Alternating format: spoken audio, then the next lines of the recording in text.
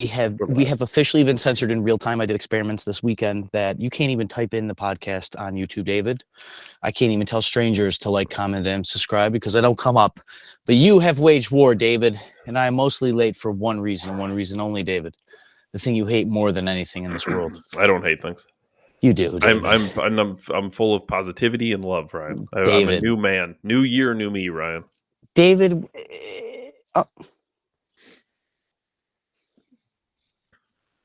I had to play plumber. Oh, plumbing sucks.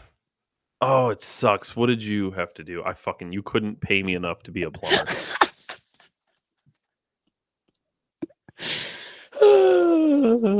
My buddy got a house, first house, whole deal. Fucking snuck in there. Oh, let's sleep here this weekend. Calls me because his basement's flooding. Go over there, look at some stuff. I go up there, something about his toilet. I'm like, oh, I'll look at it. The floor's wet. So naturally, we had to replace the seal in the toilet. The wax seal. Oh, they suck. Yeah, of course, Sunday. Them up, you got to drain everything. Yeah, Home Depot's only open till fucking 8 o'clock on Sundays. Calls me at 9:59. Like, it's done. The toilet doesn't leak, David. It's just super slow. Of course, once I said it, we thought that it was plugged still. So naturally, I took it off like a good plumber, David, that I am, and snaked the entire thing. Practically finger fucked whatever shit water was in there. And yeah, there's still problems. So call a plumber. Whatever. If I need something from a plumber, and he tells me a price, I'm just agreeing to it. It's terrible. Everything sucks when you're plumbing. It's terrifying. It's always in a really tight spot, and you can't get to anything, and it just sucks. I hate plumbing. Fucking wax seals under toilets. You gotta fucking unbolt them, lift it. You gotta drain all the water out of it, then you gotta lift it up. It's fucking heavy as fuck. I mean, maybe a turkey baster would be perfect to like suck that water out of there. Now that I think about it, 17 years to do it. There's a will, there's a way. You could get a shop vac in there in Milwaukee. There's definitely better ways to do this. But as an amateur plumber, David, the most plumbing I've ever done is bend conduit to go around a plumbing pipe and maybe drain a sink once or twice. You know what I mean? And fixed a little flapper dapper on the back of your shit gatherer. But hate it. Hate plumbing. It's not an excuse, David. That's just simply. Well, I thought it was ironic. You've said hundreds of times that you'll never. I fucking hate it, and here I am being a plumber on pod day, and late. It's just by definition. By definition, Ryan, that was an excuse, but it's okay. I do hate plumbing. For the record, David, Jesus was a carpenter. I know why. So, because he didn't want to be a plumber. Ryan, the devil was probably a plumber. Ryan, we have. Because he backs you up, David. UTI. We do. It's a war, David. I don't do competition. It's a friendly competition. In 2024, I would have called it war, but in 2025, New Year, New Me, loving it. It's a friendly competition, right? David, and please describe this competition, David, so that we're clear on this war that you're waging. We have been on TikTok, and I've posted maybe, 5 videos over like. See, I don't know how you say that. I have a head start then. Over like I've made 2 TikToks. Right. I do not hate when people interrupt me because I don't hate things because it's New Year, New Me, but I don't enjoy it. Right. We have a competition. We've been on TikTok for well over a year, and I've posted like maybe 5 videos. I don't like TikTok. It sucks. I'm sorry. It's not my favorite, and there's things about it that I do not enjoy. But I would never say things like it sucks. Is that New Year, New You, Dave? Ryan, however, has since been using it very recently, and he's probably posted more videos in a 2-week span than I've posted in a year and a half. So I would say that Ryan has a head start. He has jump-started the algorithm, but the competition is over the month of January between myself and Ryan, who can have more views in the month of January. So we're going to...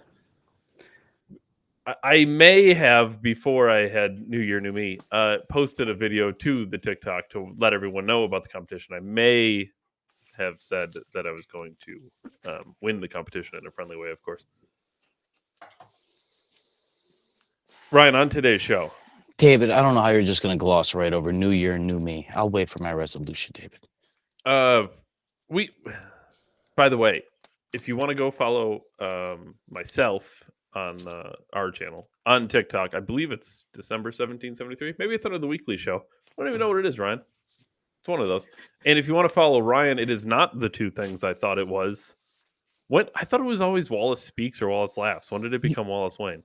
Well, see, the thing is, I am Wallace Wayne, David, as a good alias always entails. The problem is I could never get them all uniform on all platforms all at once. So I found the hole in the matrix, David, until I can buy my way to stardom. It is _ Wallace Wayne on every platform that exists.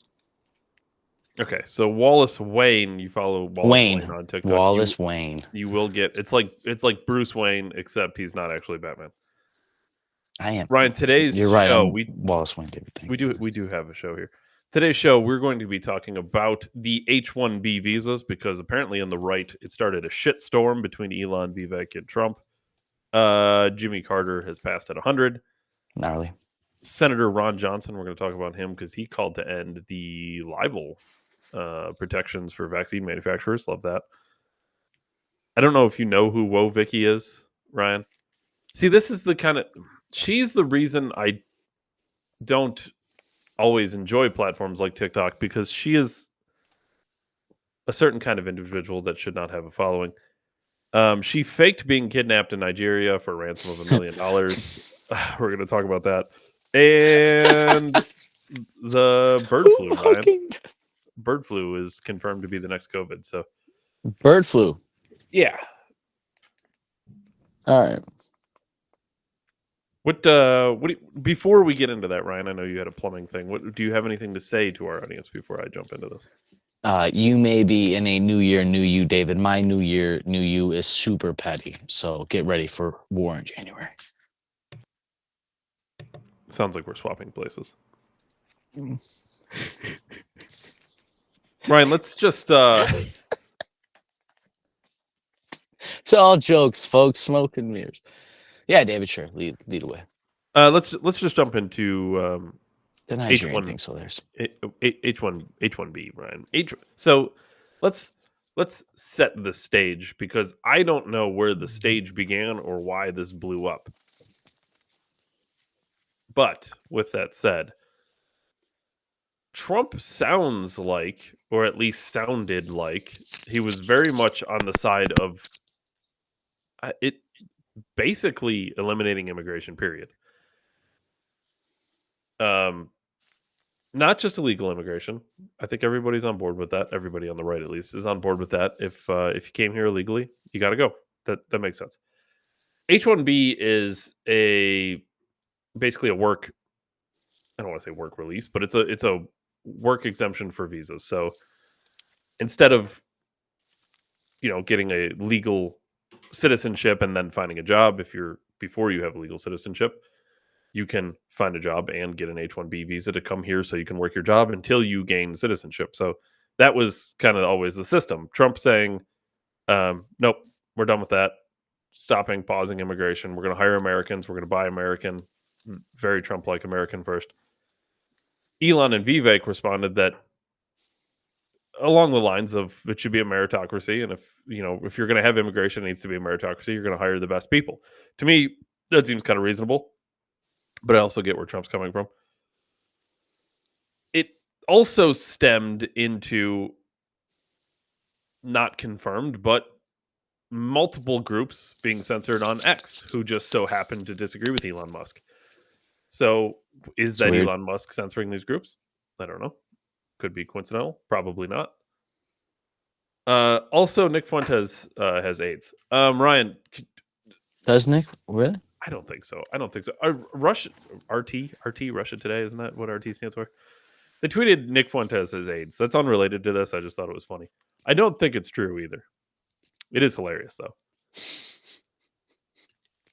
I just wanted to throw that in there. Ryan, I think we should fix immigration today. How do we do that, David? I think it's simple. I think it's very simple. Here's what you do. Mm-hmm. Okay. Step 1. We have to stop the illegal immigration. That's guaranteed step one. It's got to stop. We got to shut that thing down. Do you build a wall? And I want troops there, Ryan. I want staff. You can't just have a wall. The wall is nice. It's symbolic. It might be a semi-deterrent. But anyone who really wants to get here, the wall's not completely stopping them. Would robots consider as staff, David, or you want a person on said wall? Like the fucking wall in Game of Thrones. I kind of want, Game of Thrones wall. I want people.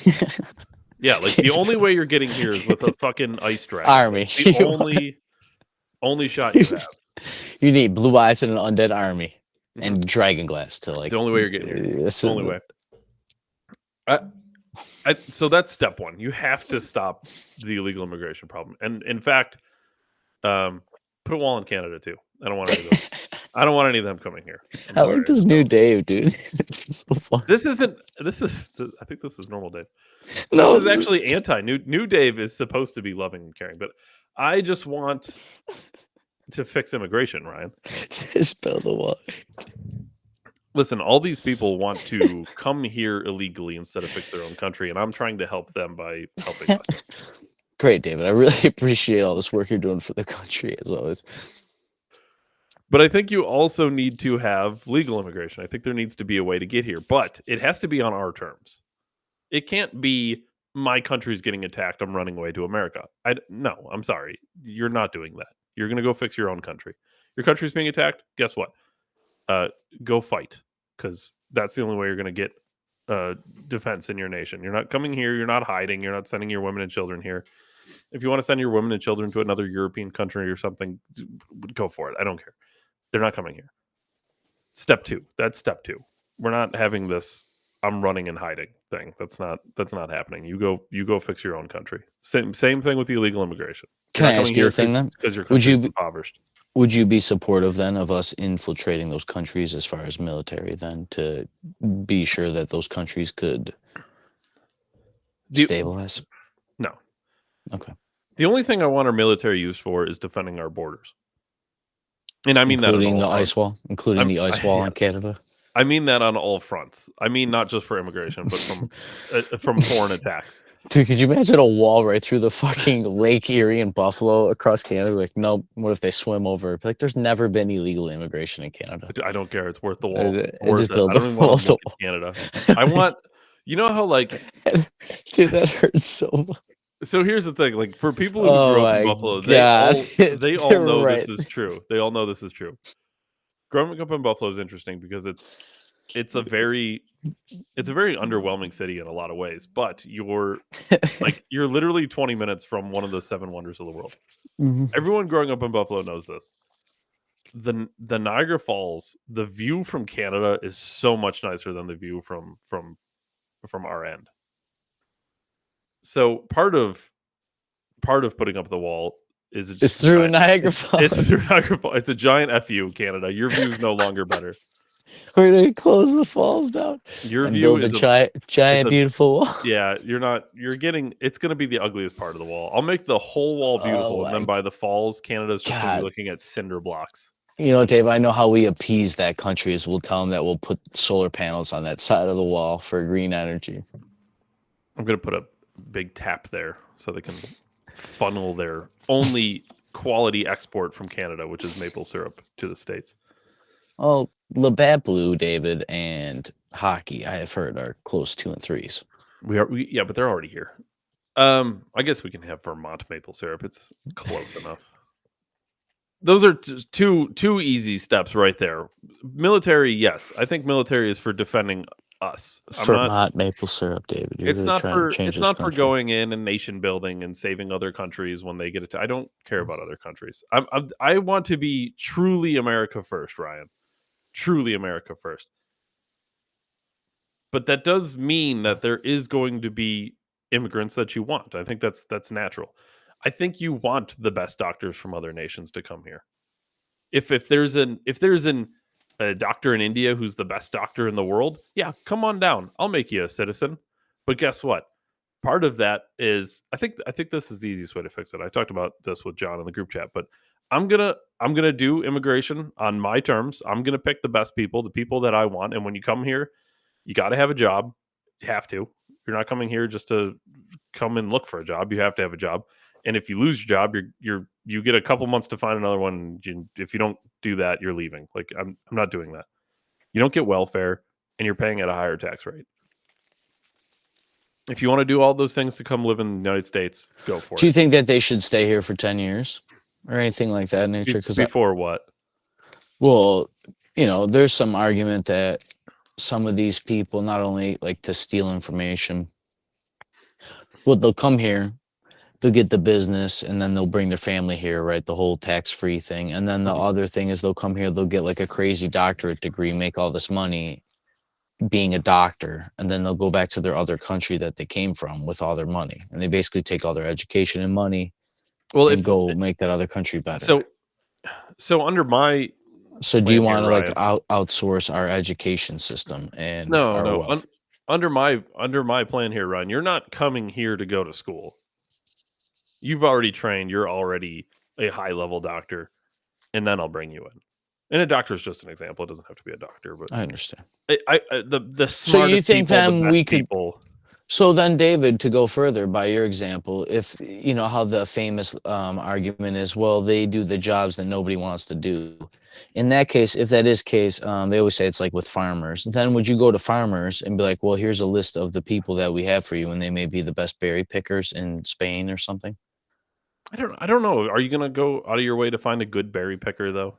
I actually think this is the benefit of robots, David, is like to pick berries and stuff. Yeah, I think if you're picking people to enter your nation, you're not picking people to be landscapers. Like I got plenty of people who can be landscapers. I'm not picking people to do drywall.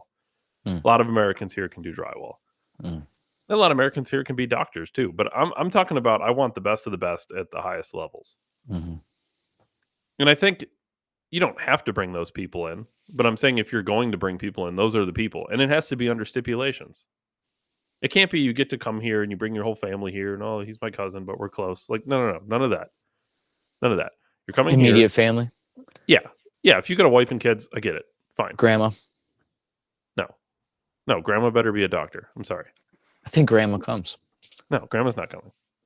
Mom's not coming. I don't care about your dad. Like, Grandma's you are coming and you can bring your wife and kids if you have them. You're not bringing your girlfriend. You're not bringing a stepson. I don't get already married. You're already not married. Yeah. Your biological children. Your biological children. Well, it was from my first husband. Well, then your first husband better learn to be a doctor. He's staying in India. Yeah, we don't play these games, Ryan. I'm bringing the cream of the crop, and you're coming here. You're not getting welfare. Your immediate family's not getting welfare. You're already having a job, and if you lose your job, you're getting deported. Like it has to be strong terms. I think you have to have some compromise, though. I don't think you just shut immigration down entirely. And you think this is the middle ground? I think it's some middle ground. I mean, what are the other options? I mean, you either have the broken, flawed system we have now, which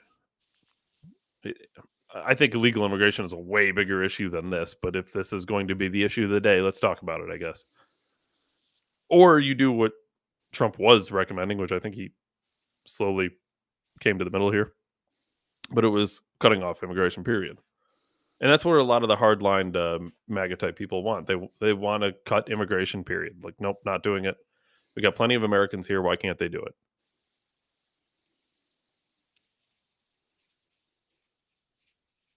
Yeah, you have to have immigration at some level.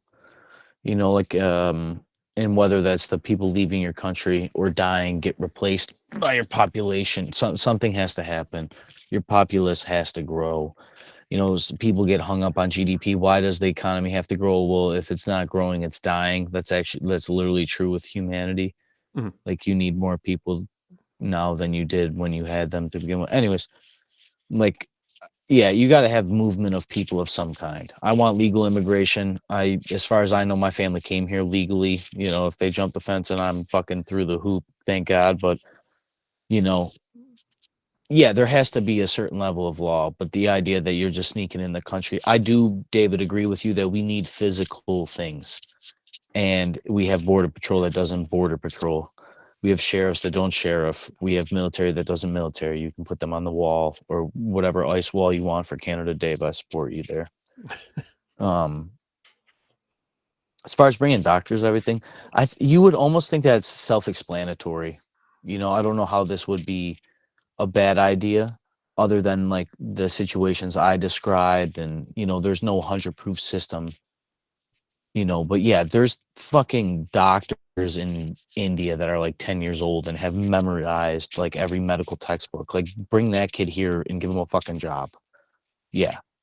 You know, could you imagine on the job training for a 10-year-old that can ace all the boards, but we can't bring him here because of, you know, yeah, I agree with you.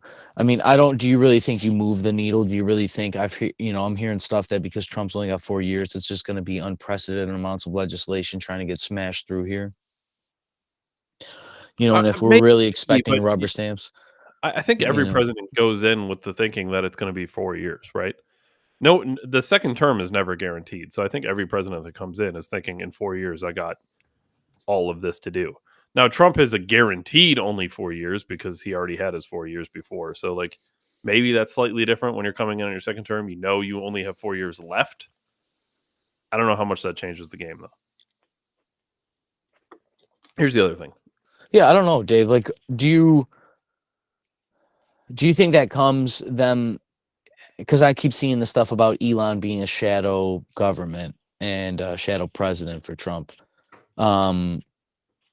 I think we got to be careful when we say stuff like that, though, because there's a difference. I mean, on the other side, David. No, I get it. I'm just there's a difference with someone of influence having influence and being a puppet master.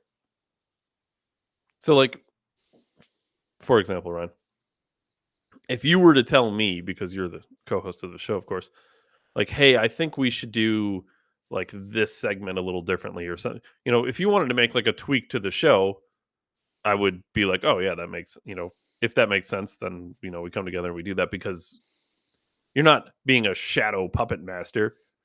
You're a person of influence on the show. So your recommendations would hold water. So as Elon, who has been appointed to a department head, or honestly, they created a department and gave it to Elon, right? He's going to be a person of influence. So that's not shadow puppet mastery or shadow presidents. He's a guy in the light who has influence. That's very different than like the theory of Barack Obama behind the scenes being the president. Theory, David, simply theory. Well, it's just a theory, of course, right?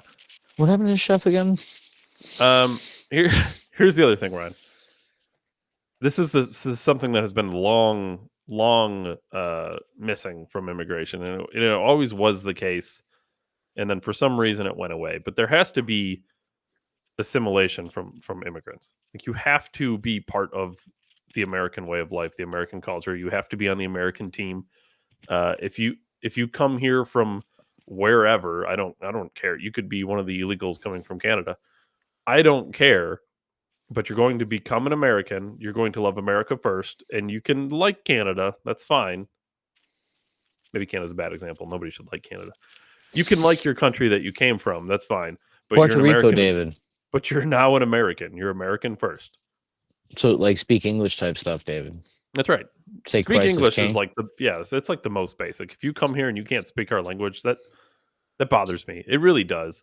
I know it's like a cliche old thing, but like you. Are we officially old then?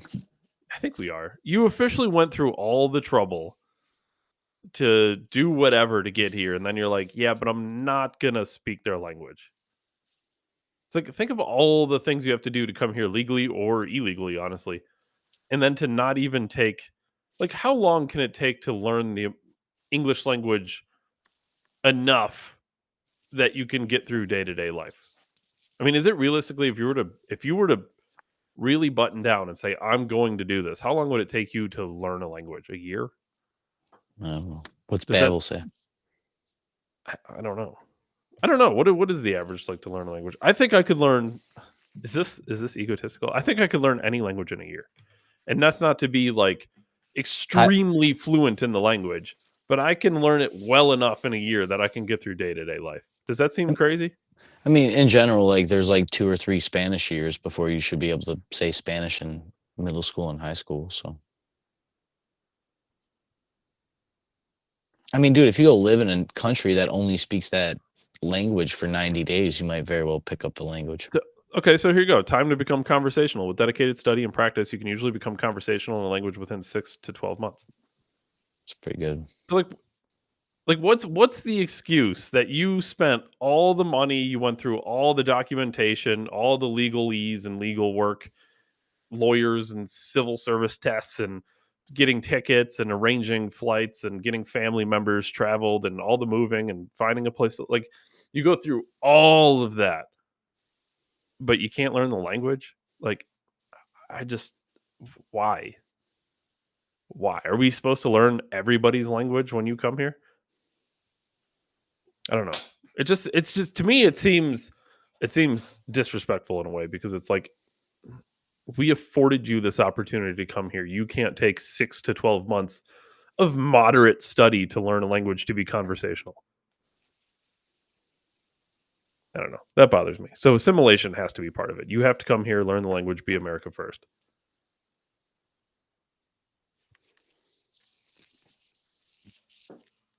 I don't know what else. I mean, what else do you include to that?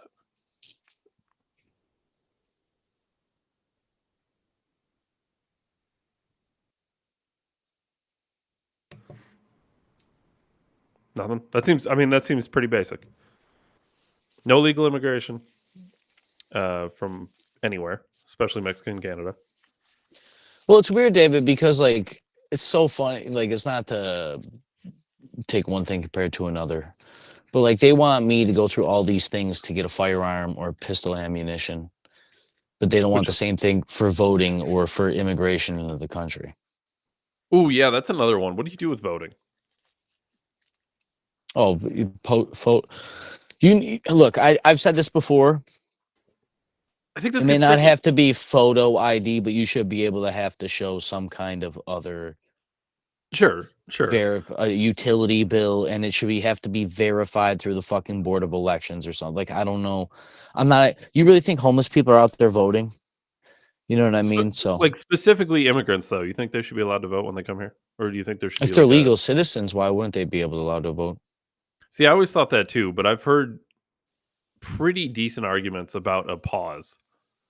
So like you Like a can come, generation? yeah, like a not Like even a only natural citizens can vote? sure, like well, I've heard like anywhere from like 4 to 10 years, just something like you don't just come here, vote, and then leave. You know what I mean? You got to have some kind of pause Well, so Dave, to people your can't just point about becoming a United States citizen, like, I had in my family, I have an uncle that married a German woman, brought her here, and she wasn't a citizen. She had a green card here. She was legal. There was military involved, so whatever. But she eventually got her citizenship. And she knows and knew more about the history of this country than 99% of American citizens. So, like, why wouldn't she be able to vote?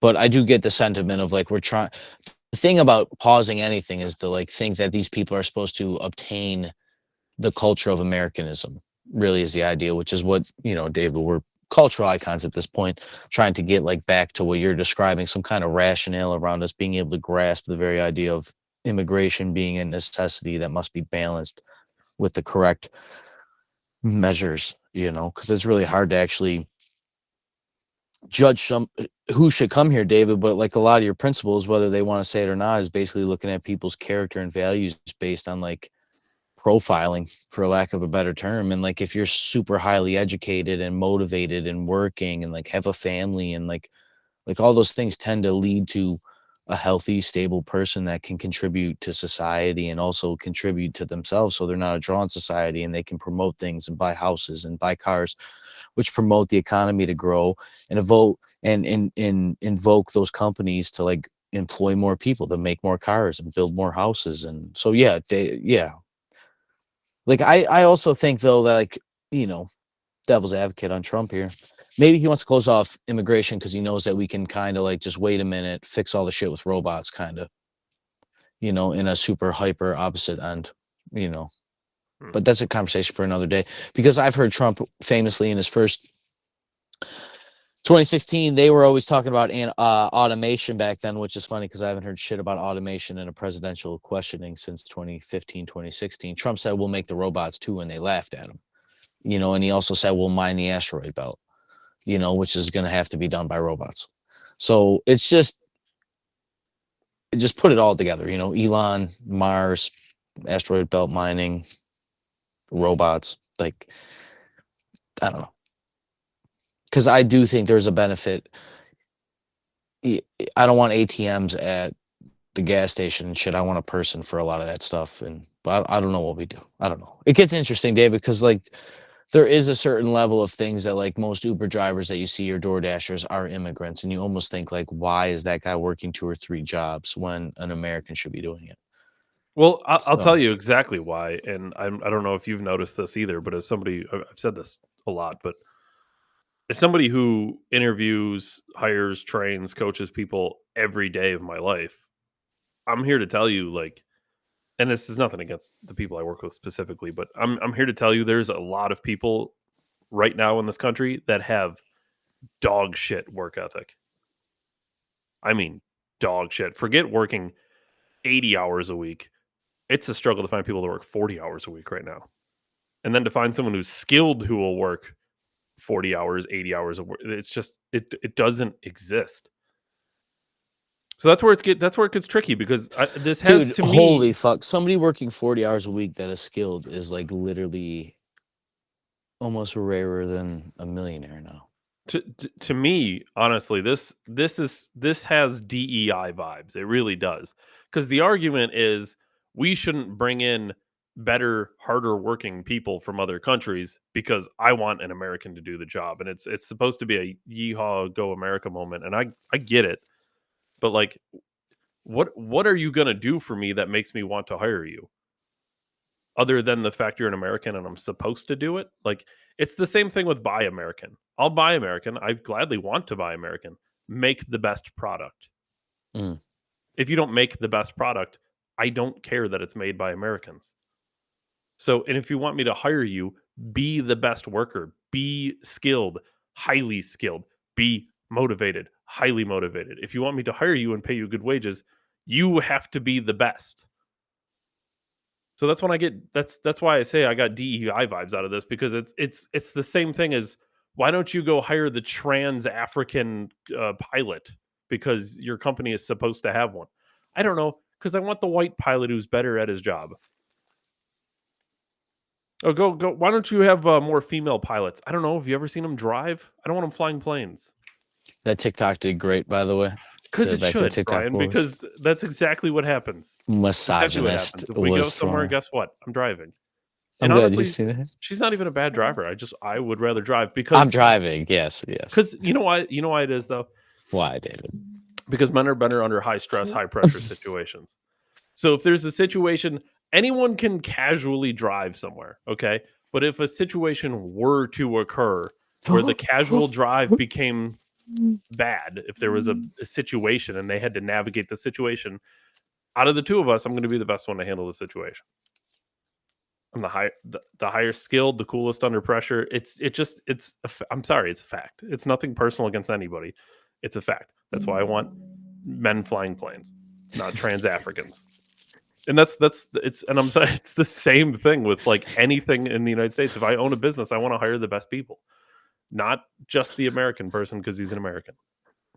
I would prefer if I had two people who were equal, right? If I had the American guy and he's right here and he's great, highly skilled, highly motivated, and I have the Indian guy and he's highly skilled, highly motivated, I'm going to hire the American every time, 10 times out of 10. It's not racist. I just want the American. But if I have a highly skilled Indian guy who will work 80 hours a week, fucking give me him. Let's go. Because I can't get 40 hours a week of a moderately skilled guy. So would you take the 80-hour Indian guy with a 40-hour American moderate work ethic?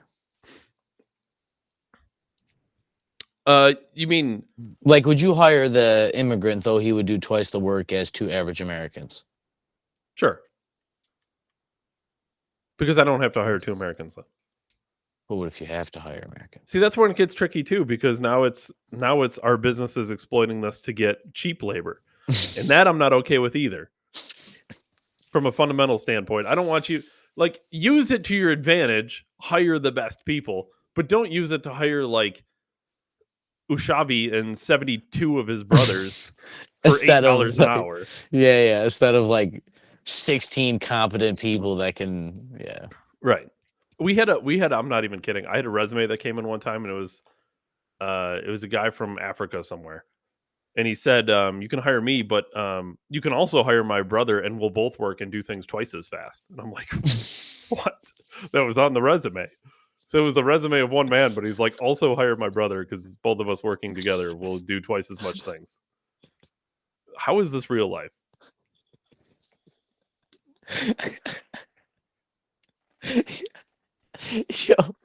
Yo, capitalism works when there's a BOGO on employment offers, dude. Hire one and get the one free. Oh, dude, that's good. We'll do work twice. So, yes, again, like all things in life. I just got to buy 2 pairs of gloves for fucking Pablo and Padre. Like all things in life, immigration, H-1B, visas, it's all a fine balance. There should be stipulations. It shouldn't be something that's exploited. It does have holes. It is a leaky bucket. I get all of those arguments, and I think it should be heavily reformed. But I don't think we should completely stop immigration. I don't think that's the answer. But I don't. To me, this argument is silly. Let's focus on way more important things right now. For example, the tens of millions of legal immigrants that are here. Let's do that first. Let's deport them all, round them all up, deport them all, build our walls, Canada and Mexico. Get it staffed. Let's deal that. All right. And then we'll work on whether or not we should import highly skilled workers who are hardworking from other nations. David, if you were president, would you claim national security interest and build a wall? I think if I was forced into a situation where I had to, yes. I think it is national security. In what world is it not? You know what I mean? I don't know. They say I'm a terrorist, David, clearly. Hold on. Could we do the math on this? We have a nation of, it'd be rough to do the math, but let's say this. We have a nation of 330, 350, whatever it is, million people, right? 350.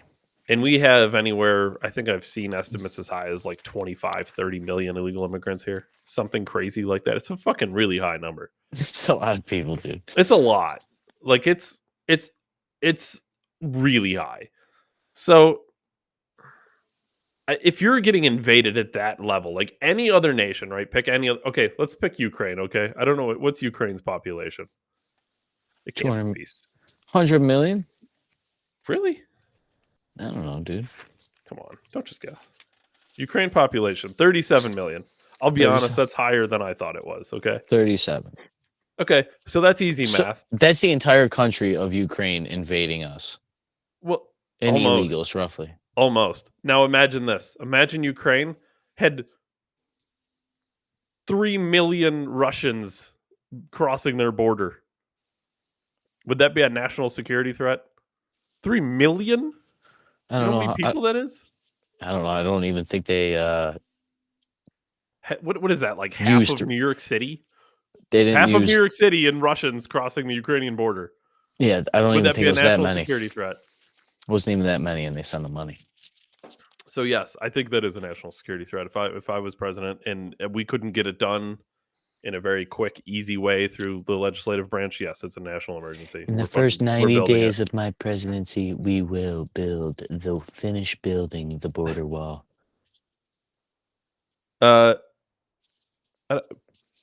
I greenlight all of this as Dave's vice president. Clearly, I can't be president. Dave's older. I don't think you could be vice president either. Could you? I don't know. They say I'm a terrorist, Dave. I probably can't fly on a plane. How would that work? Would you be allowed to be? I wonder if I can't even fly on a plane. Because here's the thing: if I were to get assassinated, which I would, you wouldn't legally be old enough to take office. So then, I would help assassinate you. I would pull the FBI on them and be like, "Yo, I'll help you kill Dave. Right? I'll help you assassinate the president so I get power." And then at the last second, I'd be like, "Dave, it's a trap. Run!"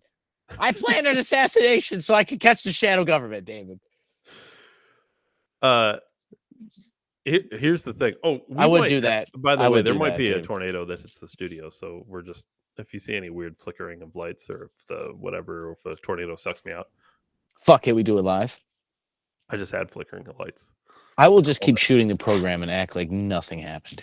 Clearly, I don't remember. see, where I was going with this. clearly part of the assassination attempt, David, was weather weapon. Oh yeah, if I was vice president, yeah. assassinate. Would they allow you to be vice president? Because I don't remember reading that the vice president had to be a certain age. Yeah, So is it just assumed that you're supposed to be old enough, Oh. or could if you I was vice president your assassinated- kid? Well, if I was assassinated, would it bypass you? Like, would the person who take over not be you because you're not old enough? I don't know how that would work. Ryan, I think we gotta get this out of the way.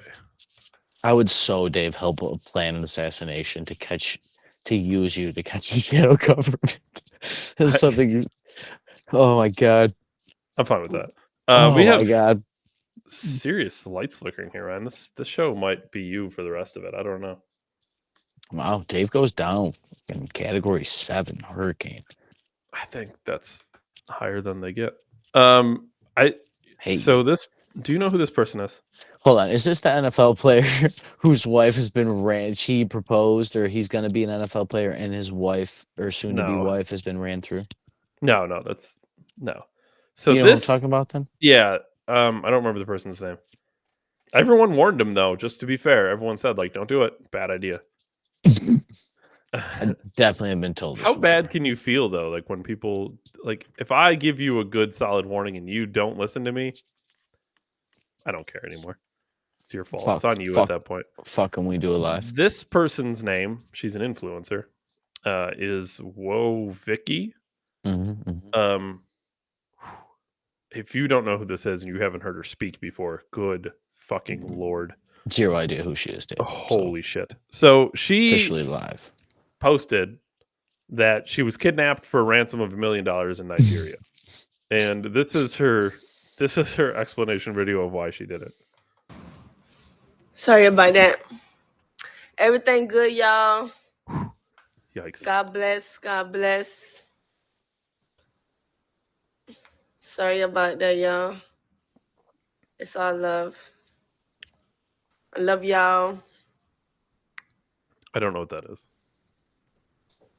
Ebonics, David. We love y'all. I don't think is she black? I was just bored and having fun, just getting a laugh. Just getting a laugh in. That's it. It's a little sad. It's all love, though. I was just having fun with my brother. Everything good, though. Everything good. I'm sorry about that. Please forgive me.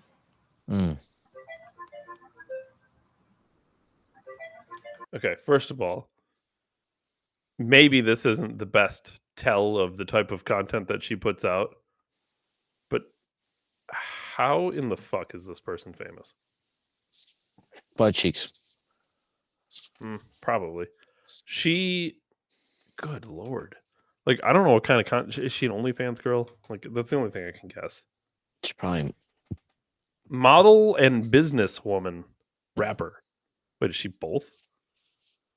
Why is the picture next to her on Google Post Malone?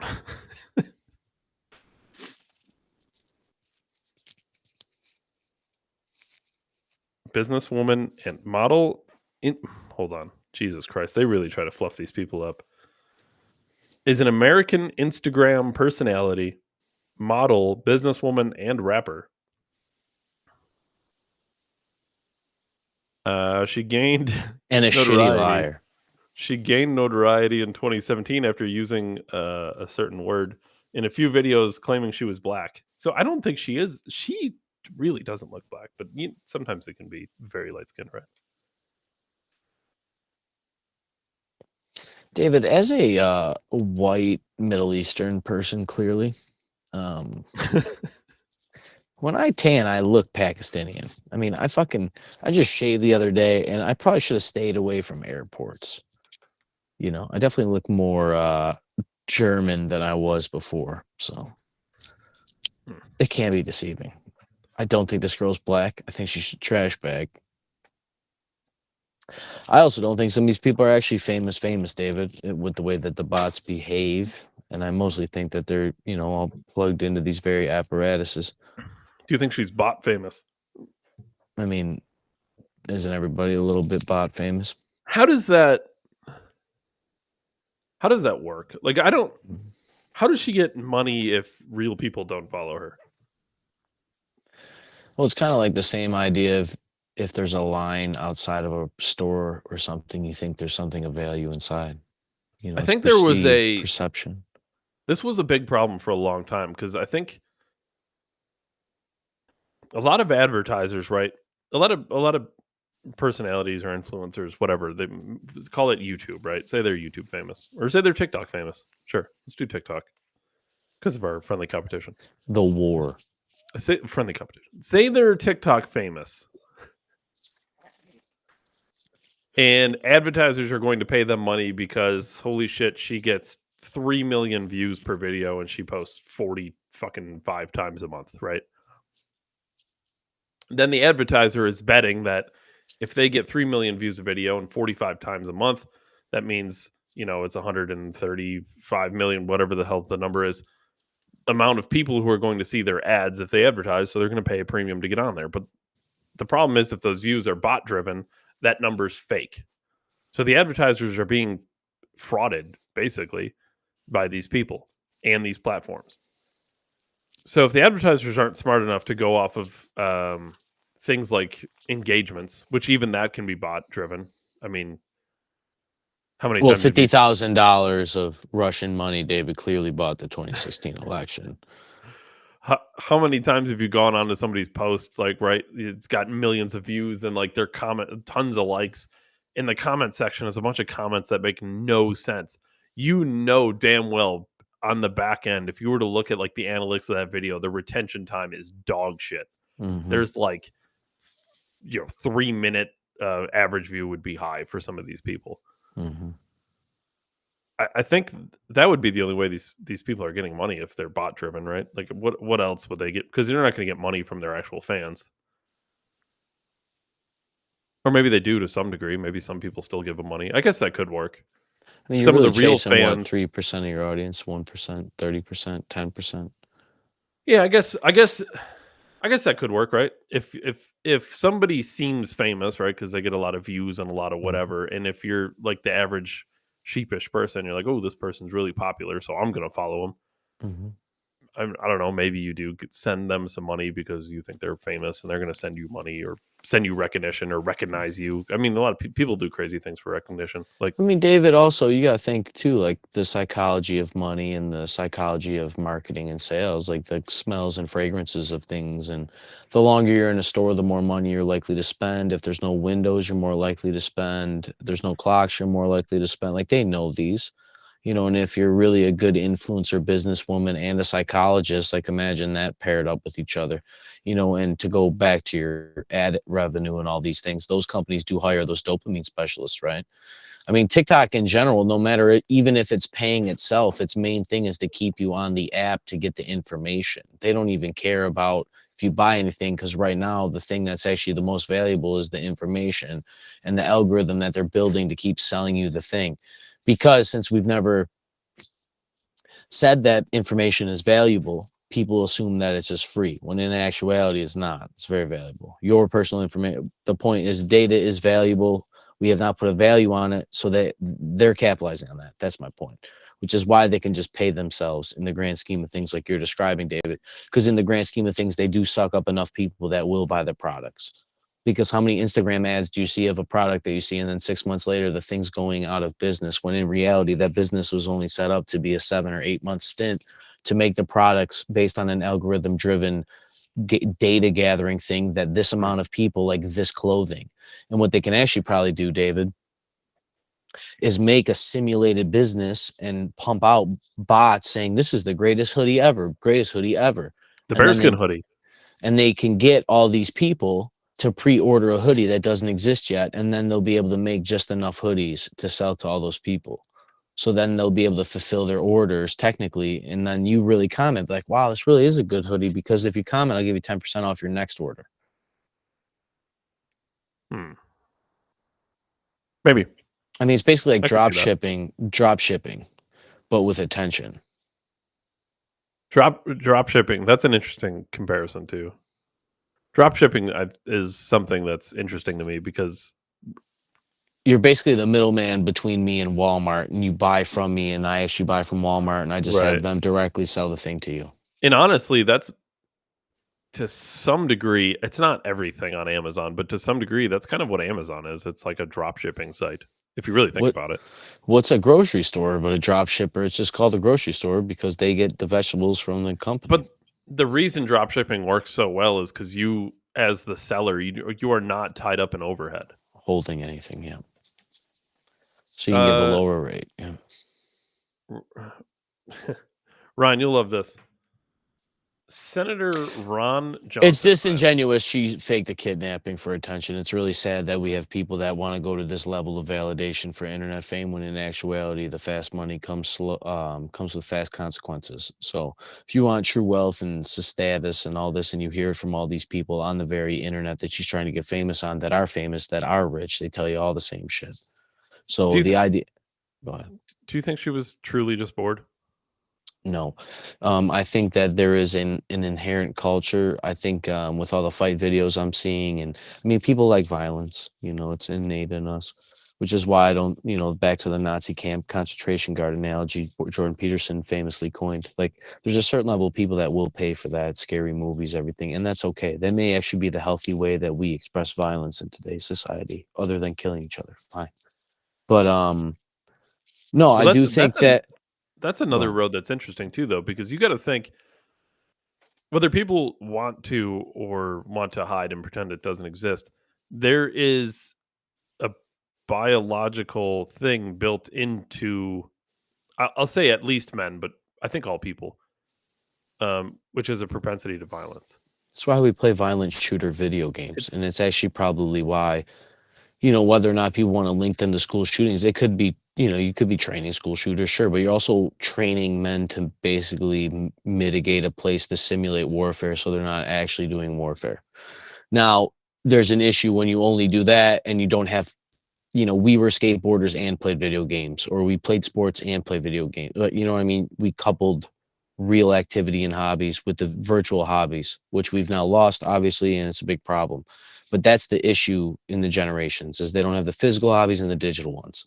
But it's not unhealthy, but it's not healthy unless you balance that. But yeah, Dave, there's a reason why you get addicted and they tap into this primordial, your reptilian part of your brain, for lack of a better biology term, but that doesn't make them bad, because they actually, can help we're just using them wrong. It's like we're eating all of the sweets all at once all day, instead of like a serving here or there, because there could be a lot of cognitive benefits all the way rounding all it out, David. Like, yeah, I think there's a certain apparatus, I don't want to say it's like the porn industry, but there's probably a certain level of apparatus that has capitalized on some of this. Obviously it's very known that around that area that thing happens. I'm not saying they're doing this to like bring light on the situation. The shame is that for every person that's abducted, they don't get any recognition, but this one famous slut does. And then not only does she capitalize on the video of getting abducted, but then she capitalizes on the apology that's not sincere. And then it's just showing young girls what they have to do. I mean, me and my friends made Jackass videos after watching Jackass, and there was no internet. So to be young in this adolescent mind state of being able to like amass a following, make money on basically she probably makes money this way in everything she does, and she just has to get more extreme to keep the dopamine hits from these people, basically. She's tapping into novelty of people. And if she's not evolving, David, like we've evolved as an audience, I want to talk about this a little later, but like your content should evolve, because then you become the echo chamber, and then you just become like a novelty. Like then basically if you're a good content creator or creative person, you're going to keep evolving, and the product will not stay the same. That famous Japanese wave painting? It's like the tsunami. Dude, if you type in famous Japanese wave, yeah, it, dude. It's like the big wave with the boat and it's wide. Like, you know exactly what I'm talking about. That guy actually remade that painting 4 Yep. times, apparently. Okay. Yeah. Yeah, he remade that painting 4 times, and the most famous one is when he was the oldest. It's Or I seen apparently 4 variants. it's apparently called the Great Wave of Kanagawa. Yeah, see if there's any other variants of it. But this is kind of like the idea of like he keeps boiling down, you know, Jordan Peterson, you got to boil the tonic to get the gold. You keep doubling down on your strengths, you know? And yeah, that I don't know, unless like the internet lied to me like it always does. But that painting right there, that guy it's a constant rendition. And it actually was less it honestly does look very different as it aged. But Yeah, there's a lot of variants of this. Like people have yeah, taken it this was image and ran yeah, with it for sure. yeah, but it was even his like he changed it. I mean, like even him, the artist that drew that wave. The one that made him famous came later in his life as he kept reinterpreting his very same piece. I mean, they became a different item. But the point is, like, you know, this woman has audience captured people by hitting their novelty and their dopamine. And it's a shame, like, when it happens because it gets away from what the great thing about the internet is, which is the exploration of it. But, Ryan, you'll appreciate this. I know you'll appreciate this because I appreciate this. plumbing? No, not a fan. Senator Ron Johnson has called to remove libel protections from vaccine manufacturers. The very ones put in place by the great Ronald Reagan, Ryan. I wonder if that's why you got dementia.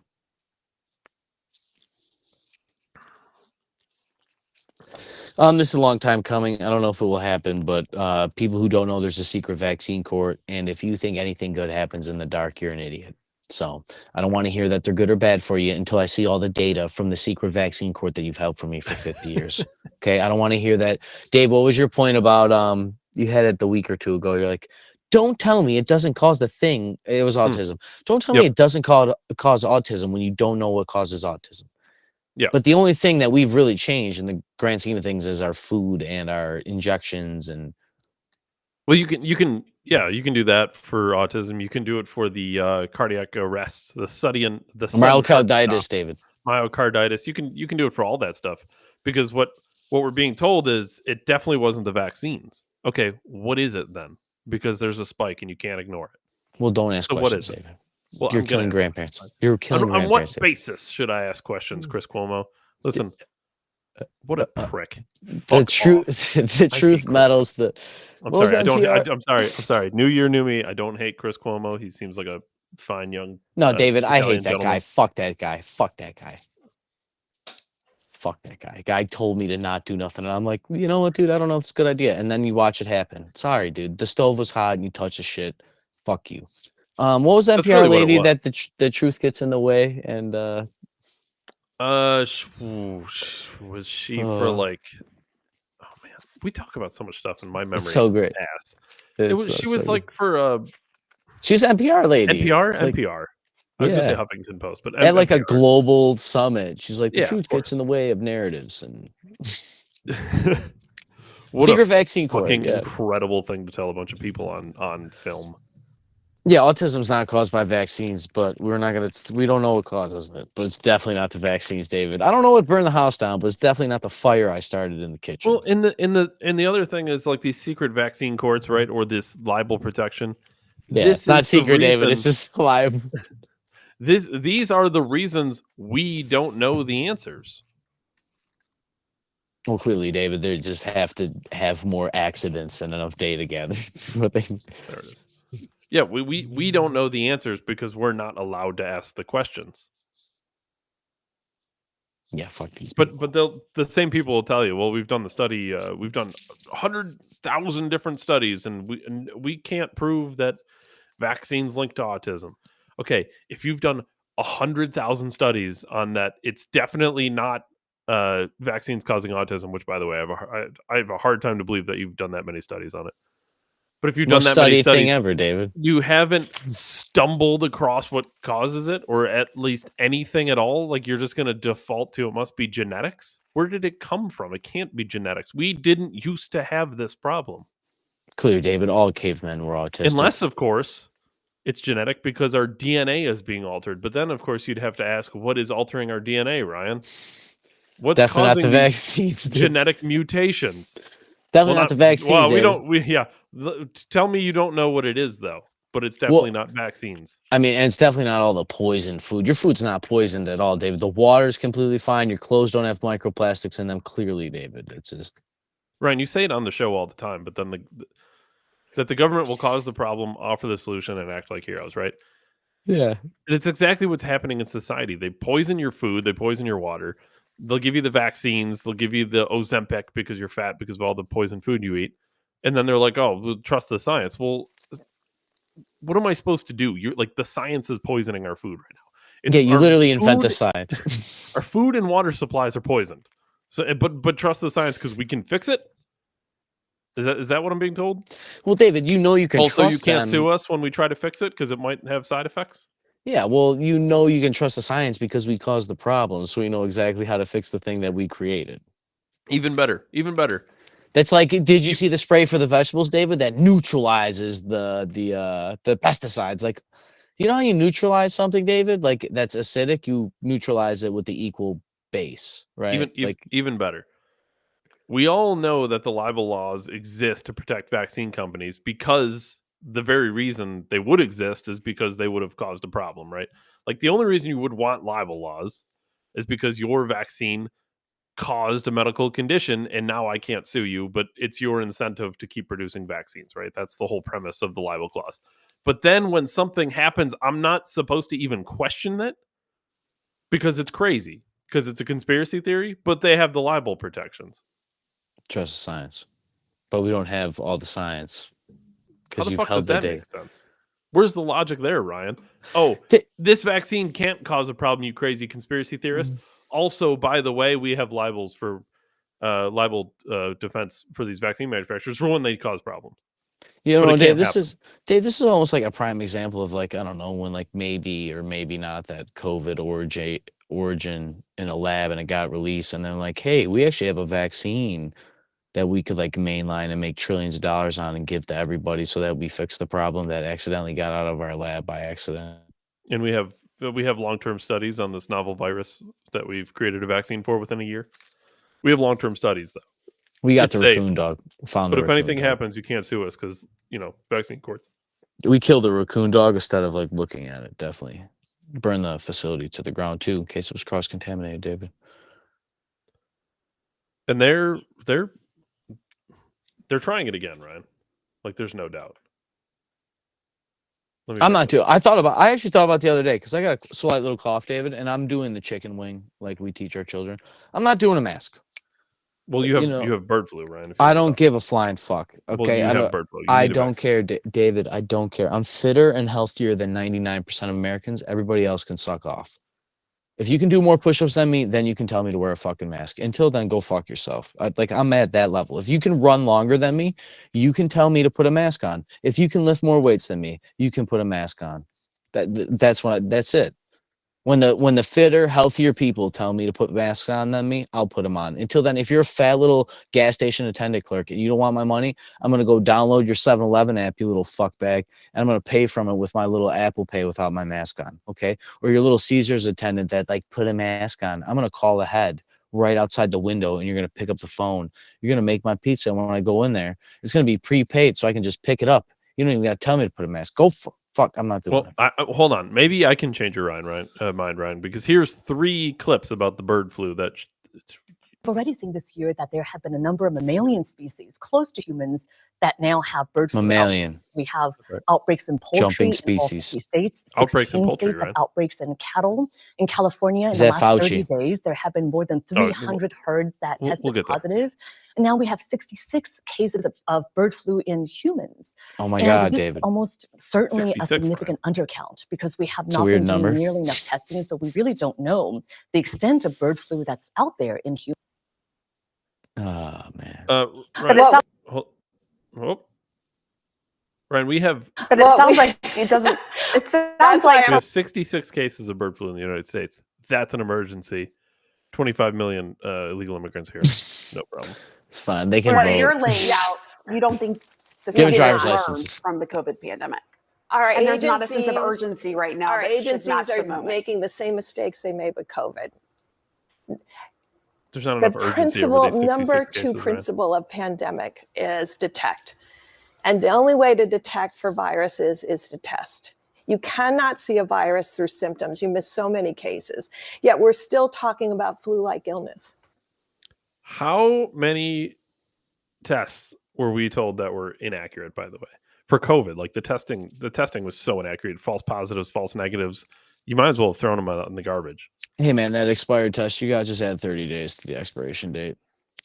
But trust the FDA to go through and get all your drugs that are bad off Now, the let me shelf. tell you This, by the way, This this guy- is thi- your, this is Yeah. your boy Fauci. Yeah, I don't care if Google arrests me for this. This guy just needs to hang for the shit he did to everybody.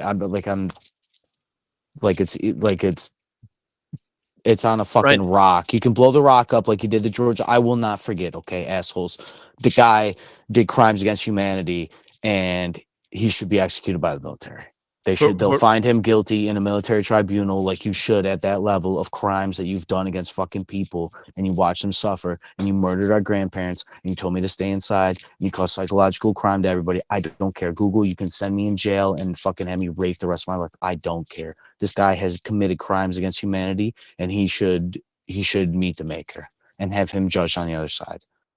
Well, Ryan, as you can see, this is from. I caught him live lying. Dave and I caught him live lying. I was censored. Dave, you can't even look at our fucking program on YouTube, but I'm told to like, comment, and subscribe by everybody else. Steven Crowder saw the curve way beyond the curve before Daily Wire jumped off the bandwagon, David. I am not going to sit by when a guy that literally did crimes against humanity and psychologically, politically breadlined everybody into following tyranny for fucking 4 years just get off scot-free, and I'm supposed to sit here and be happy about it. I will say it in public. I will say it in front of police officers. I will say it in front of the President of the United States. That guy committed crimes against humanity and deserves to be found guilty.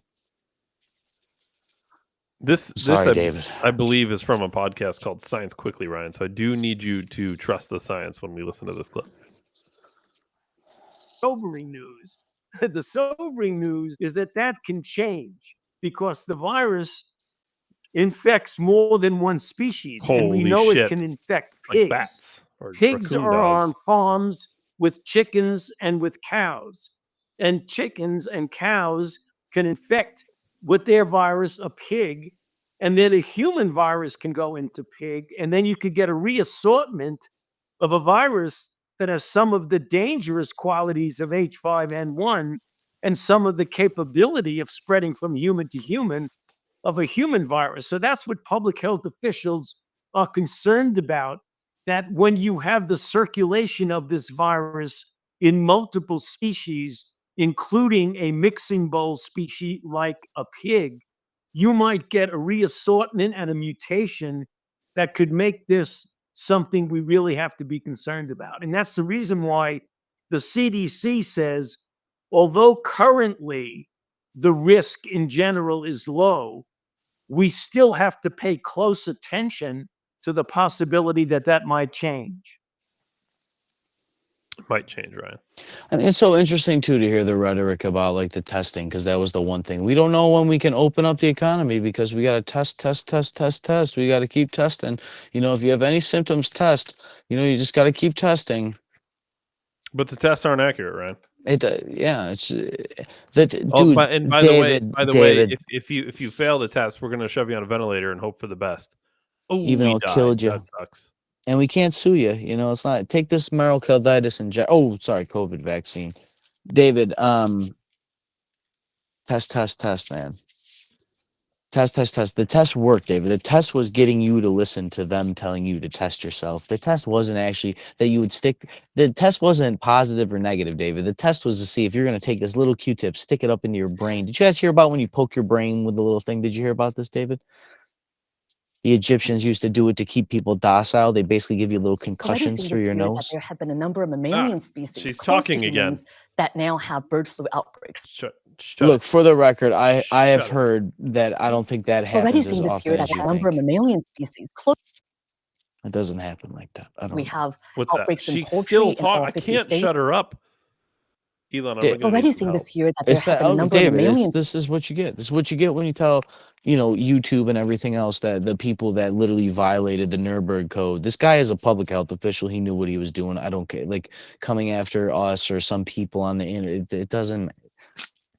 Wait a minute, Dr. Lena Wen. I do remember that name. Was that the girl that we? So hold on. So Fauci, who we talked about and had videos removed on YouTube, we also talked about Dr. Lena Wen because she wrote an article, I think for CNN, that basically said that everyone's blowing COVID out of the proportion. But then, of course, she came to her senses and realized it was a terrible pandemic and everybody must get injected. Yeah, But I'm at sure the it's when they time- held the heart attack gun to her and her whole family, David. But at the time, she had said that it's a little blown out of proportion and all these deaths aren't confirmed COVID deaths. They're just deaths with COVID. And we talked about all this stuff, of course.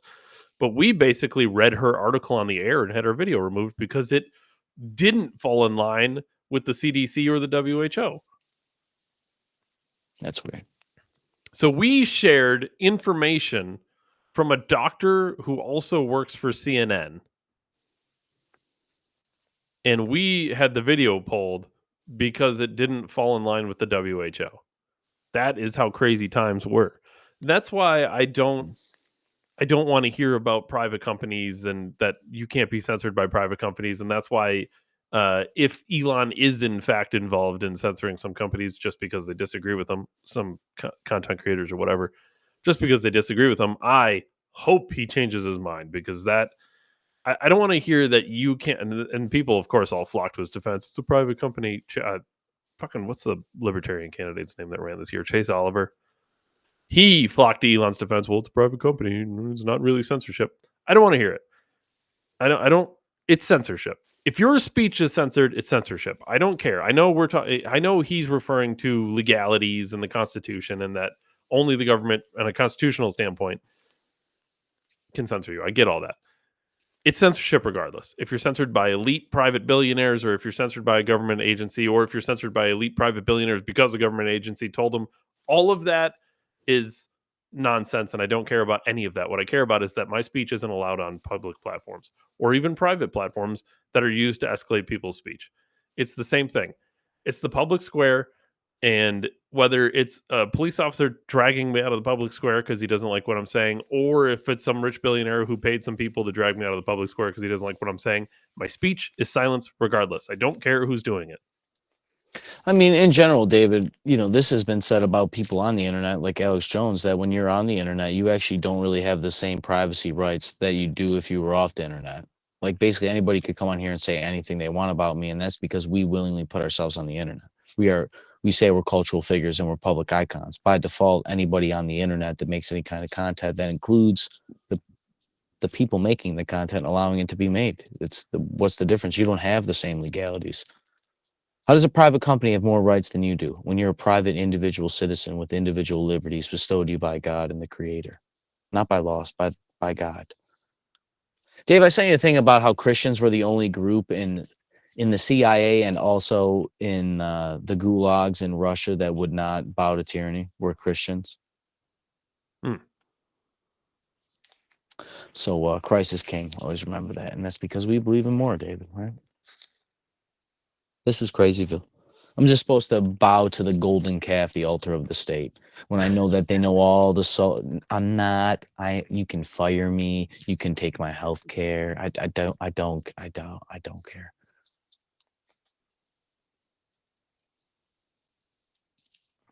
That's all I got, Ryan. They said the same. This is the same lead up, people. Dave and I cover. This is what's weird, David, about actually covering the news every day. We make our own news. Like, we have our own feed of news. They're saying the same, literally the same playbook. Not letting you do this again. And it's not even to be like, well, you're not taking it serious. Like, you're propagandists. You've been lied to. You believe liars. Candace Owen and the Christian thing. Saw it on TikTok. If I sent it to you to anybody, maybe I can dig it up next week and find the actual interview with her. I don't know what network she's on. But Candace Owens took on Don Lemon as well as about committing sin with homosexual sex. And he tried to flip it on her for being an interracial marriage. And Candace Owens is literally doubled down on Christ is King and seeing the wrath of it in like the most peaceful, standoffish, feminine strength is beautiful. She's like Wonder Woman. It's amazing.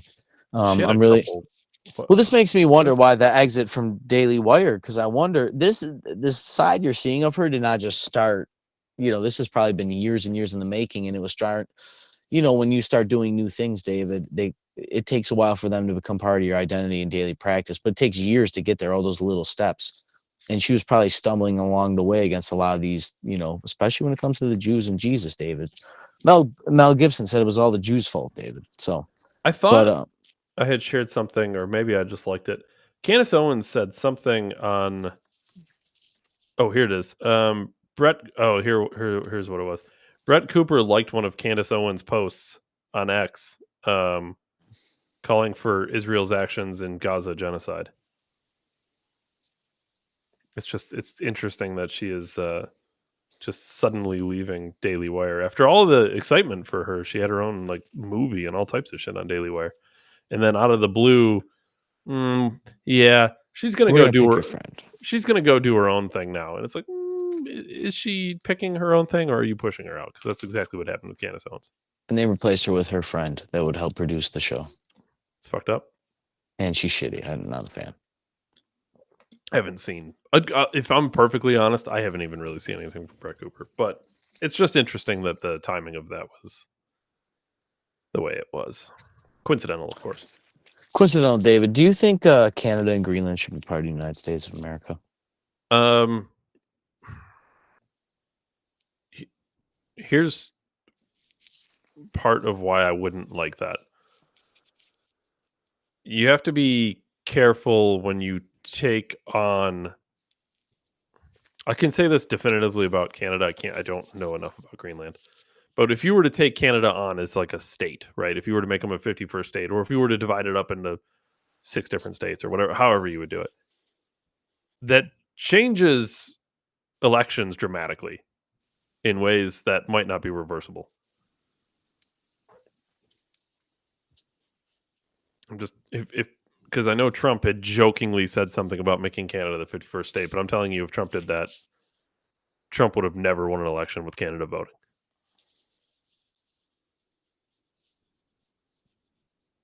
Interesting. Okay. Greenland natural resources? We have a lot of natural resources. We have a ton here. Canada's got a bunch. I honestly, there's a lot of nations with some natural resources that are untapped.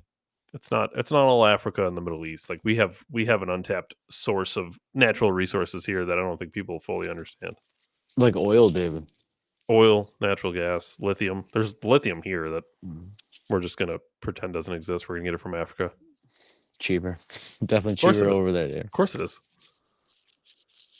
Hey, put it on slavery is pretty cheap. I mean, that's kind of how that works. Well, David, clearly the white men are enslaving them over there. Oh, the best diamonds come from Africa. The best diamonds, or diamonds that are cheap to import? Which diamonds come from Africa? Because I'm pretty sure diamonds are diamonds. Like, I think our diamonds are probably pretty nice diamonds. There's just Howe Caverns in New York that you can go dig for diamonds with your family for like $30. Zuckerberg downplayed his doomsday bunker. Did you see this? I sent it to you. I did not. Remember when we covered Mark Zuckerberg building the Hawaii bunker right as Hawaii was burning to the ground with Jewish space lasers? An absurd price. Was it 30 or 300 million? It was. I remember a 3 and a million, and I know it ain't 3 million. Basically, he's just living there. He's downplaying. He's like, oh, I just built it. Honestly, it's just like a big office, kind of. It's like, dude, he's like, it's like to survive like earthquakes and stuff and hurricanes and big fiery explosions from Jewish space lasers. Probably the space laser thing. I'm thinking is probably like the way. Yeah. I don't know. It's just it's always months later. Yeah, he just wants tsunami protection, Ryan. Tsunami protection. Did you have a good Christmas, everybody? I seen the WWE. That was cool. The pop figures were cool, David. I really liked that. It was a good gift. I hope you guys had fun at the wrestling match. I've seen that on the internet. I am not particularly into wrestling, but here's what I've learned about wrestling. Everyone knows wrestling is, and when I say wrestling, the WWE, not like collegiate wrestling or Olympic wrestling. Everyone knows like the WWE is fake and scripted, okay? I get that. But if you take off your serious hat and put on your pure entertainment vision, right? If you're only looking at it from an entertainment standpoint, it's pretty good. It's great shit ever, right? And here's the other thing. Just because it's fake or scripted or whatever, and the outcomes are predetermined and all that, put all that aside. What some of these people do is still very impressive. I'm talking like 300-pound men doing backflips like 10 feet off of a cage, like crazy shit. So if you look at it purely from an entertainment standpoint and acknowledge their athleticism, because it is very impressive what some of these people do, it can be worth a watch for sure. Yeah, Personally, I still greatly prefer the UFC. With all that said, but the WWE is if nothing else, it's entertainment for sure. I literally just thought the other day, David, that I should just start watching like martial arts, just UFC fights all the time. UFC is incredible. We should go if I don't know the next time they'll ever be in Buffalo. I know they went to Buffalo once before. If they're ever in that area again, I think we should go. It's incredible to watch. Yeah, These are the best. I know it's tough because there's boxers and stuff like that. I'm talking about pure, well-rounded, all-around UFC people are some of the best fighters on planet Earth. Greatest athletes, probably even. It's just incredible what some of they can do. First of all, like the pain tolerance and the grit and determination and the motivate and like just all of it all together. Their abilities. There's a video circulating right now where, and I don't know who it was, but some MMA fighter was like jokingly sparring with like, I think she's like just a content creator or something. He gave her the weakest like 1% power kick ever, and it fucking knocked her down like that, dude. She went down hard. He barely kicked her. Hilarious. Guy is just built out of steel. It's just different though. Like his 1% power is every average person's 100% power all day long. 100 plus, yeah, 100%. It's crazy. It's unimaginable how much power some of these people have, and like the precision and their durability. Like, because you got to think on the other end of that.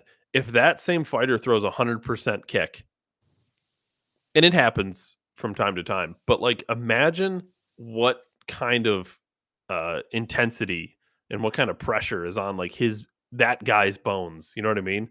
And you see like snap in the in UFC from time to time, but just imagine how much that's going through just from the guy delivering the kick.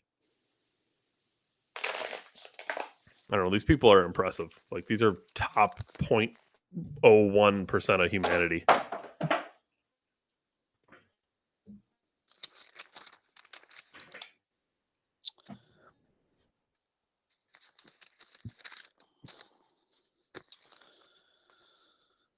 TikTok wars, David. Friendly competition. It's a war. Okay. Made me realize the holidays this year, it's nothing to nobody, but it just made me realize a lot about myself and expression. And I may or may have not gotten a fight with a family member this Christmas. So good job, Ryan. Anyways, not to get too personal, but maybe art is the only expression that I've ever actually had, and maybe 2025, David, is the year I focus more on the art side of my life, because it seems to me that the less direct I am with people, the more I leave my own life more like a fantasy story and symbolic to them, the more they understand it or something, or they better respond to me. And it's almost as if I'm better off painting myths for other people than giving them the truth of my life. And maybe the only way I do that is with, my art form and my metaphors and all that stuff in the pod. And yeah, it's why you can't go to war with me, David. It's impossible to go to war with a man like me. Well, I would agree, except for when you're on that same level, Ryan. It's very possible. Ryan, this is this is the video. Check this. Dude, when I say barely kicked, I mean like didn't make cut. Like fucking incredible. No. Oh.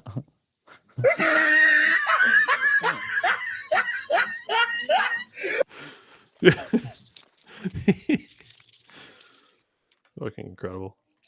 Yeah, man. I guess like more than anything about that art, the art is ours thing. I was like, Dave, I was noticing like maybe this has always been kind of our lane of content in general. It's like the raw feed, real stuff. Like content even on TikTok is so produced. It's amazing. I know like a lot of it is just people filming themselves, but there's so many edits and it's so particular to detail. And I think I agree. And since I haven't really done that much with it, I found the editing, like the internal software that TikTok uses to edit the videos, like right after you make the video, you can, for people who haven't used it, you can do a bunch of like editing, add sound effects and music and cuts and all types of stuff.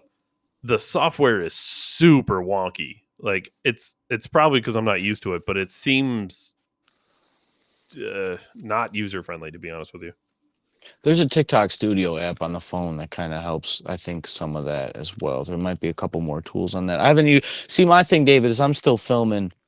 Like part of my, like once again, like the art. I think part of my strength is the one, not even one take, because sometimes, like a lot of the one takes that people see that I release, I actually record, 10 times that amount of content in that one drive, for example, right? Like the things you see on my TikTok, for example, a 7-minute video, I probably recorded like 70 minutes of content that day. Like I don't release everything because I make the stuff for me, right? This all comes back to like the art is, like the expression, because to me, it's not about that, outward validation. I'm just realizing like the alignment it has with me in the outer world is that like a lot of people, it's not even people can't express themselves.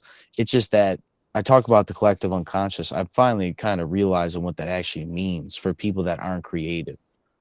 It's like people that aren't creative, if there isn't creative people that they can relate to, they'll just be empty. I think that's why people get robotic, right? And I'm saying that to say this about the TikTok stuff. It seems so produced, and the thing is, which is fine. It's a medium, it's the app. But the thing is it's trickled into all the other mediums, YouTube and all this stuff. And one thing that made YouTube powerful was that a lot of those great contents were just long ran podcasts. Chris Williamson does a great job of blending the two of highly produced music, inspired the whole nine. He does it like movie cinema, but it's still a raw 3-hour production, just high quality. Great. But a lot of that, I think a lot of the wider reason on why the internet and stuff will be so grand is you get to see people real.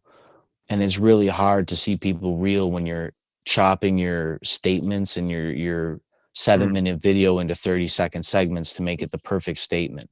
Well, and I'm so glad you said that, because Nolan will watch like people obviously on YouTube and they do their videos and stuff. And I'm amazed at how many, and I don't know, I can't say this for sure, but I don't know how much of it is people chopping up their statements to make the perfect statement, right? Because every like paragraph, every word, every sentence, it's like cut and then quick sentence and then cut to a different quick sentence and then cut to a different quick sentence. And it's like, do these people, are they incapable of speaking in any form of long form that sounds good, or are they just trying to perfect their production? And I guess I could see if you're just trying to make the perfect production. I want the perfect words of verbiage. I want everything to be spot on and perfect, and I'm a perfectionist. I could see that, and that's somewhat acceptable, but I don't know how much I believe that's the case, or how much it is these content creators don't know how to speak. Well, David, without sounding like a dick. I mean, that's No, you're right, David, because it's not art for them. Like, really, they're trying to make money. You know, because even look at actors, you know, like, you know, I love Pete Jackson, Lord of the Rings. You know, they would do the same line 5 times to get the right infliction and this and all that. And then they would go through and chop up different camera. Like, you know, look, if some of this is just, I'm blaming the accessibility of these apps. I've always said this. Hip hop, one of the great things that made hip hop great was you only could make like 6 or 7 sounds on one of the samplers to begin with. So it was simpler because you had less tools, which made your creativity a lot higher. Rick Rubin talks about this in his book, The Creative Act. The way that creativity works sometimes is through restriction, like only doing sponge paintings.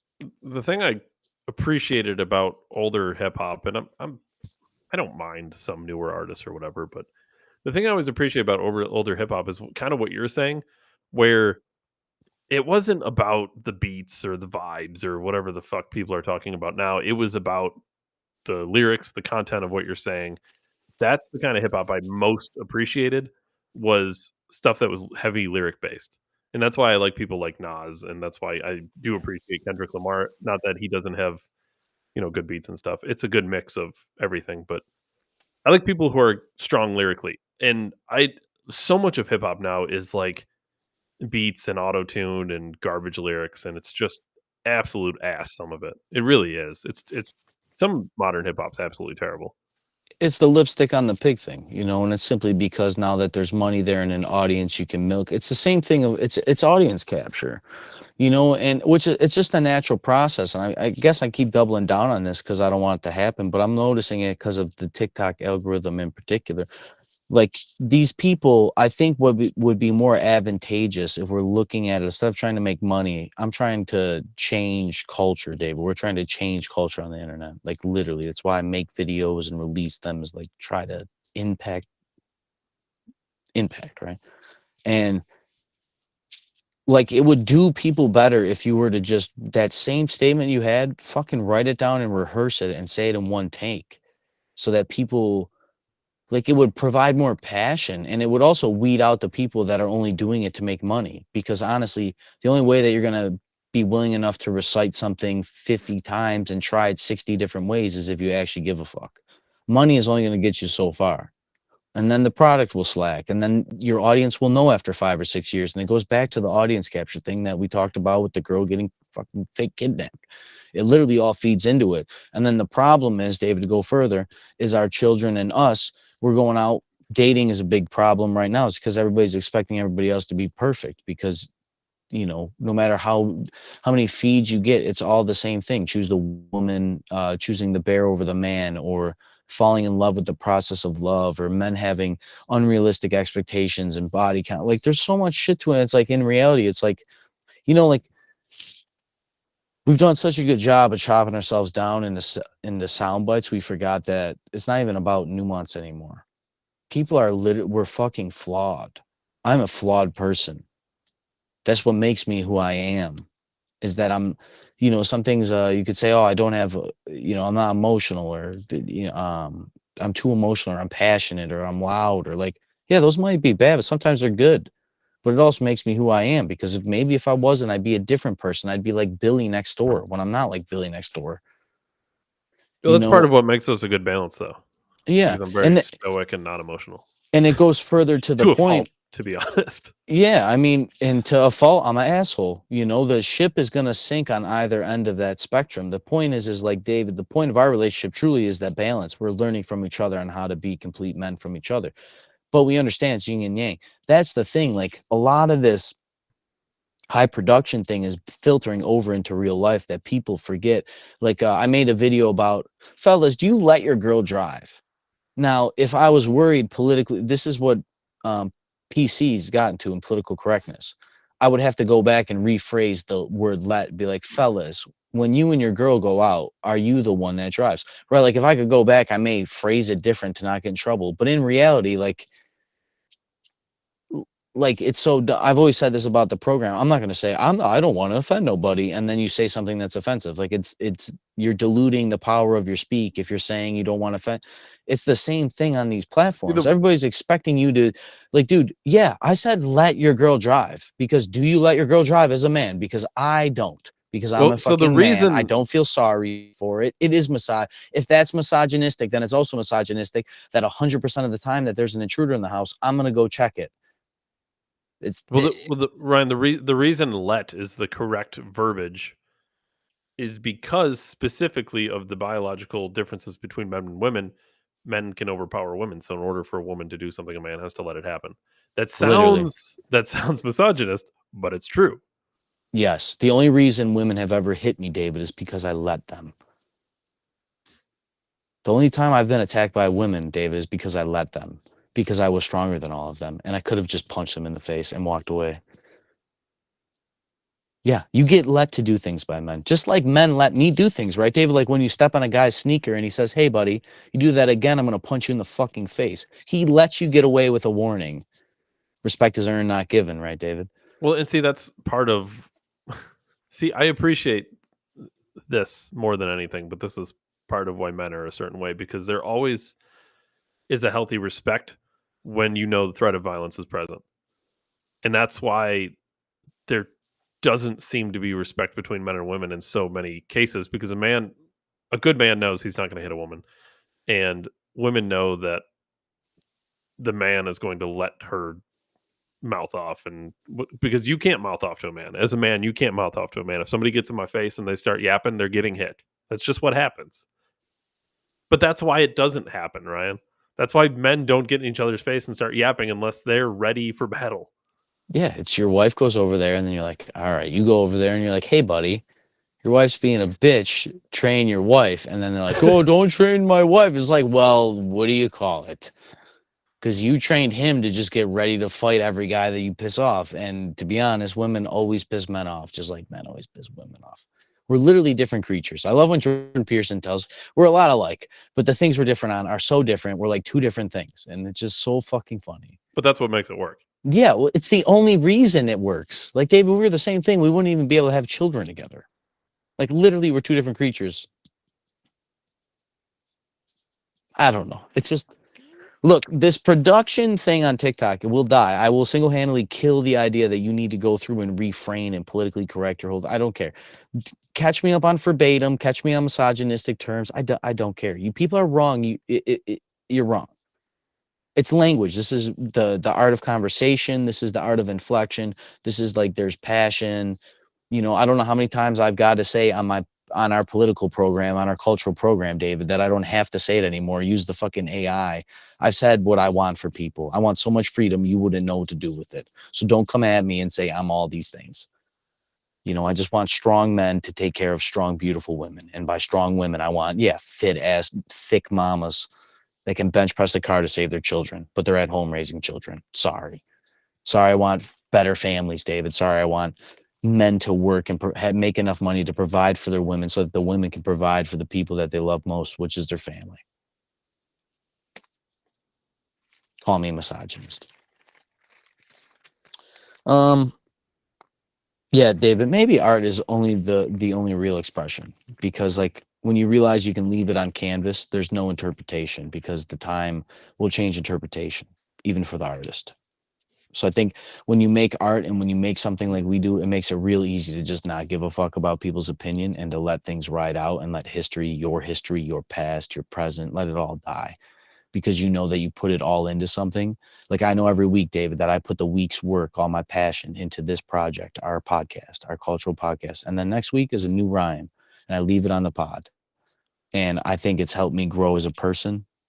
I know it has, in fact, but just like thinking about it in a way that I get to leave a piece of myself every week in a piece of art that can't be altered by anybody. There's no opinion. There's no outer world. There's nothing crushing me. There's no one forcing me.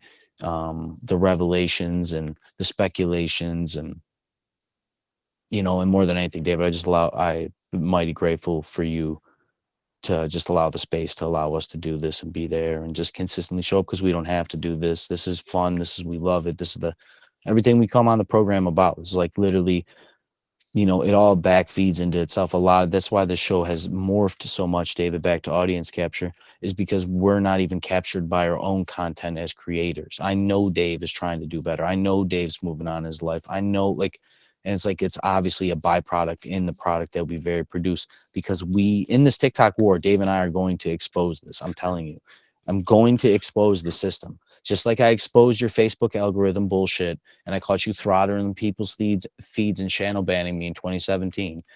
I told my buddy Mike to go on YouTube and type in our podcast, David, and it was not in the first 7. He swiped his phone. It didn't come up. There's no like, comment, subscribe. You can take everything. I will be on every algorithm there is. I will destroy the fucking chopped and screwed feed. It's got to die. It will be on the new Nuremberg. Thou shall not alter social media posts. It's coming. And if Elon is in fuckery, I didn't cover this personally. If Elon is in fuckery, unplug him. Just get rid of it. Stop. Enough. It has to end.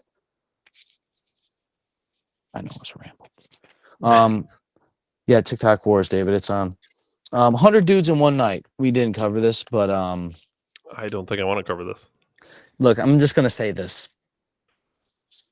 Is this the Airbnb thing? Did you see that story? David, all I know is the girl was bragging about fucking 100 guys. She fucked 100 guys and then broke down on camera and said she's traumatized, feels hollow inside, and like Yeah. was like a piece of meat. You are. Yes, absolutely. You're traumatized. Yeah.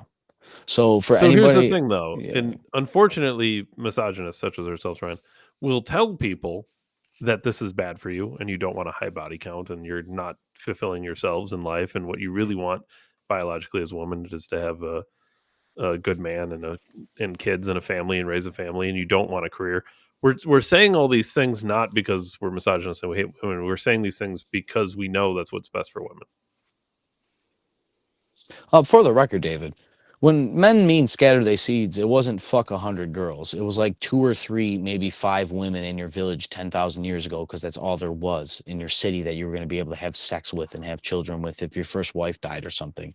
Okay, also, when women say women monkey branch because the same thing probably happened. Their husband might have died in war or died of famine fucking 200,000 years ago, so they had to for survive. It just makes sense. The point that I'm saying is, body count, and for as much as the red pill people want to say it doesn't affect men, you're right, it doesn't affect men and make us feel traumatized. The problem is men waste their time and their purpose and all this masculine energy and all the same shit, your testosterone and your cum, which literally is multiverse.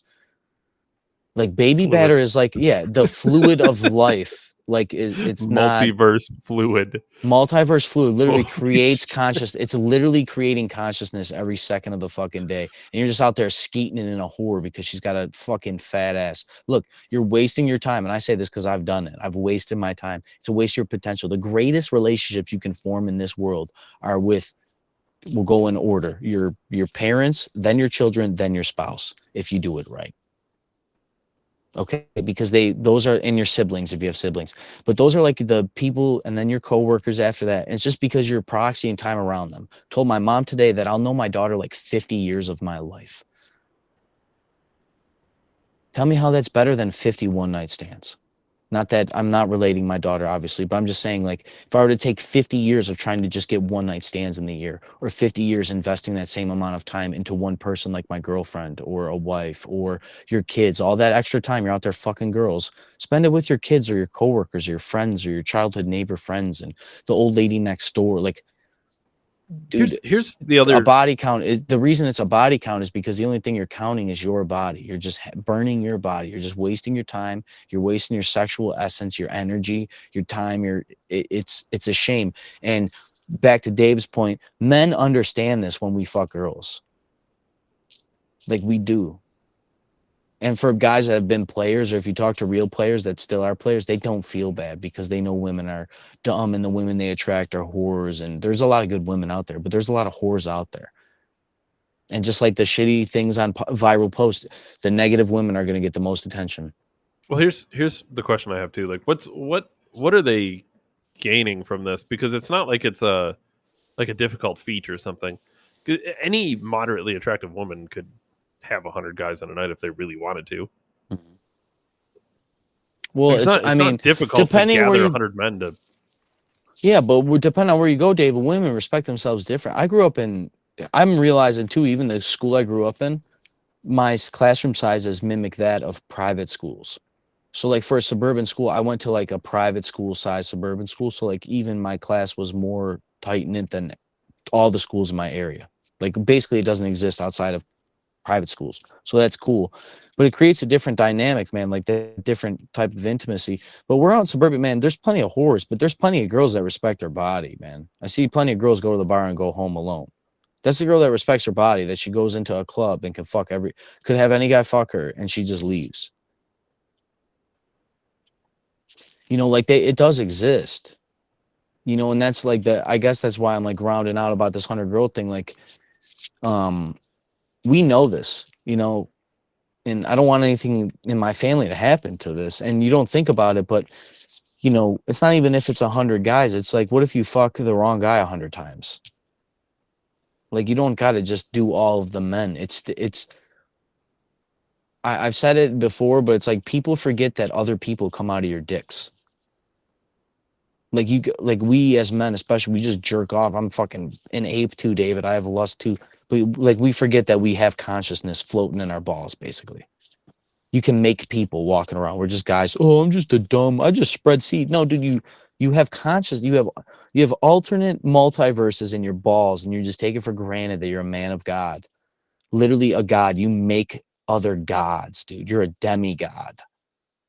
And you're just out there rifling into whores. It's a shame that it took this girl, but I hope it's a learning lesson. I hope women learn from this. I hope it's not like the problem is men are going to ruin this moment for women to learn from it. And we're going to beat them over the head with it instead of actually being like, look at the pain that we're trying to prevent you. Well, there's some other OnlyFans girl who said she's going to do 1,000 guys in a night. Yeah. It's going to be a million in a month. It's going to be, it's just, look, this is only going to go so far. When the fuck robots get here, I think a lot of this stuff will go to like, I don't think it will revert because we'll be so addicted to fucking silicone bodies that real people won't matter and we don't care about empty consciousness beings and just fuck holes. Like, if that's what it gets to, whatever, but all these OnlyFans girls that make all this money, Sophia Rain, who's a virgin, that shit, your time's done. Get your money and go fucking live in Taiwan and invest it. I don't know what to tell you. Because those AI robots come, AI girlfriends, you're not going to be able to keep up with that. So this whole whore phase that we're seeing in Gen Z and our generation of hookup culture, it's going to die because we're going to be fucking machines or stuck in VR. So, I'd like a real person, David. I don't know, call me old school. Maybe we're the old school ones now, but I'd like a real person to raise a family with again. Try it one more time. And if not, I'll fuck the machines till I die too, I guess. It's fucking... Look, you're doing it to yourselves. We're doing it to ourselves. I'm the realistic one. I realize we're human. I'm flawed. You're flawed. We can fix our problems together. It's a rare thing. But I keep telling myself my wife's at the gym. So I'll let you know. David, I want to ask you.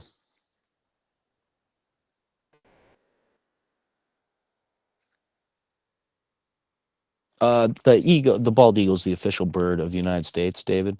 Okay. Biden declared this week. I thought that was already a thing. I don't know why it hasn't been a thing. I don't know. Maybe it's officially official, Ryan. No, literally, it's but I just don't know why it wasn't official. We have flowers. I don't know. Maybe other presidents were doing important things. Jimmy Carter died. That's gnarly. 100-year peanut farmer to president, humanitarian. What do you say? Next oldest living president is Herbert Walker Bush. So, we live in history, David. I don't know what else to say. Yeah, David, I was going to ask you, I guess we can kind of put these things together. It kind of segues nice. Cyberpunk 2077, awesome video game. I've been playing it a little bit here and there.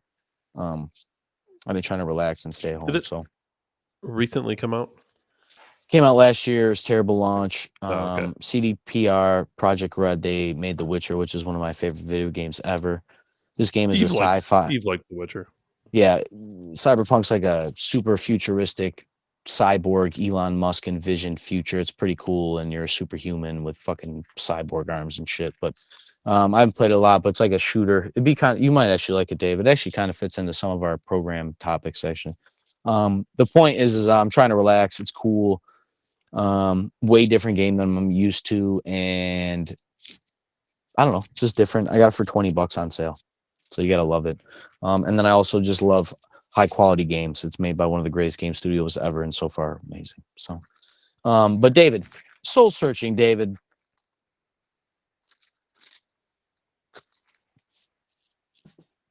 How do you soul search, Dave? When's the last time you soul searched? Do you want to share anything? Is there any soul searching you're doing? It's weird you said new year, new me. Soul searching. Yeah. Have you ever felt like you're coming to a crossroads in your life, or that you're standing there at the road and you need to go one way or another? Or this might be a shocking answer. Maybe it's not a great answer, but I think it's the real answer. I don't think I've done that.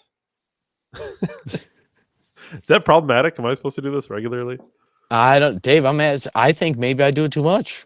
Maybe I talk myself out of good shit because I'm just like, is this really what I want to be doing, or like is this really? No, yeah, none of that. I don't. Do yeah, that. yeah. See, yeah, I'm full steam ahead. I make a decision and I run with it. Yeah, yin yang, dude. Yeah, we definitely are a little bit. I might just be more impulsive. I always think it's interesting when like Eve has to make a decision on something. Like she'll really, really go in depth on the options and what could happen if this happens and this happens and what if that happens. And I'm like, I don't have time for that. I'm making a decision. I'm moving on with my life. If it's the wrong decision, I'll fix it. If it's the right decision, then I made the right decision. Like I don't have.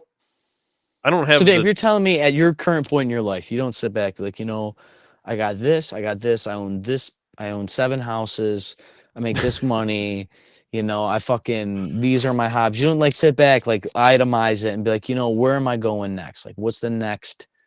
Like, is this what I wanted? Is this what Dave 10 years ago wanted? What does Dave 10 years from now want? Like, not. Do you think you've grown mentally? Like, have you recognized the texture of your mind changing?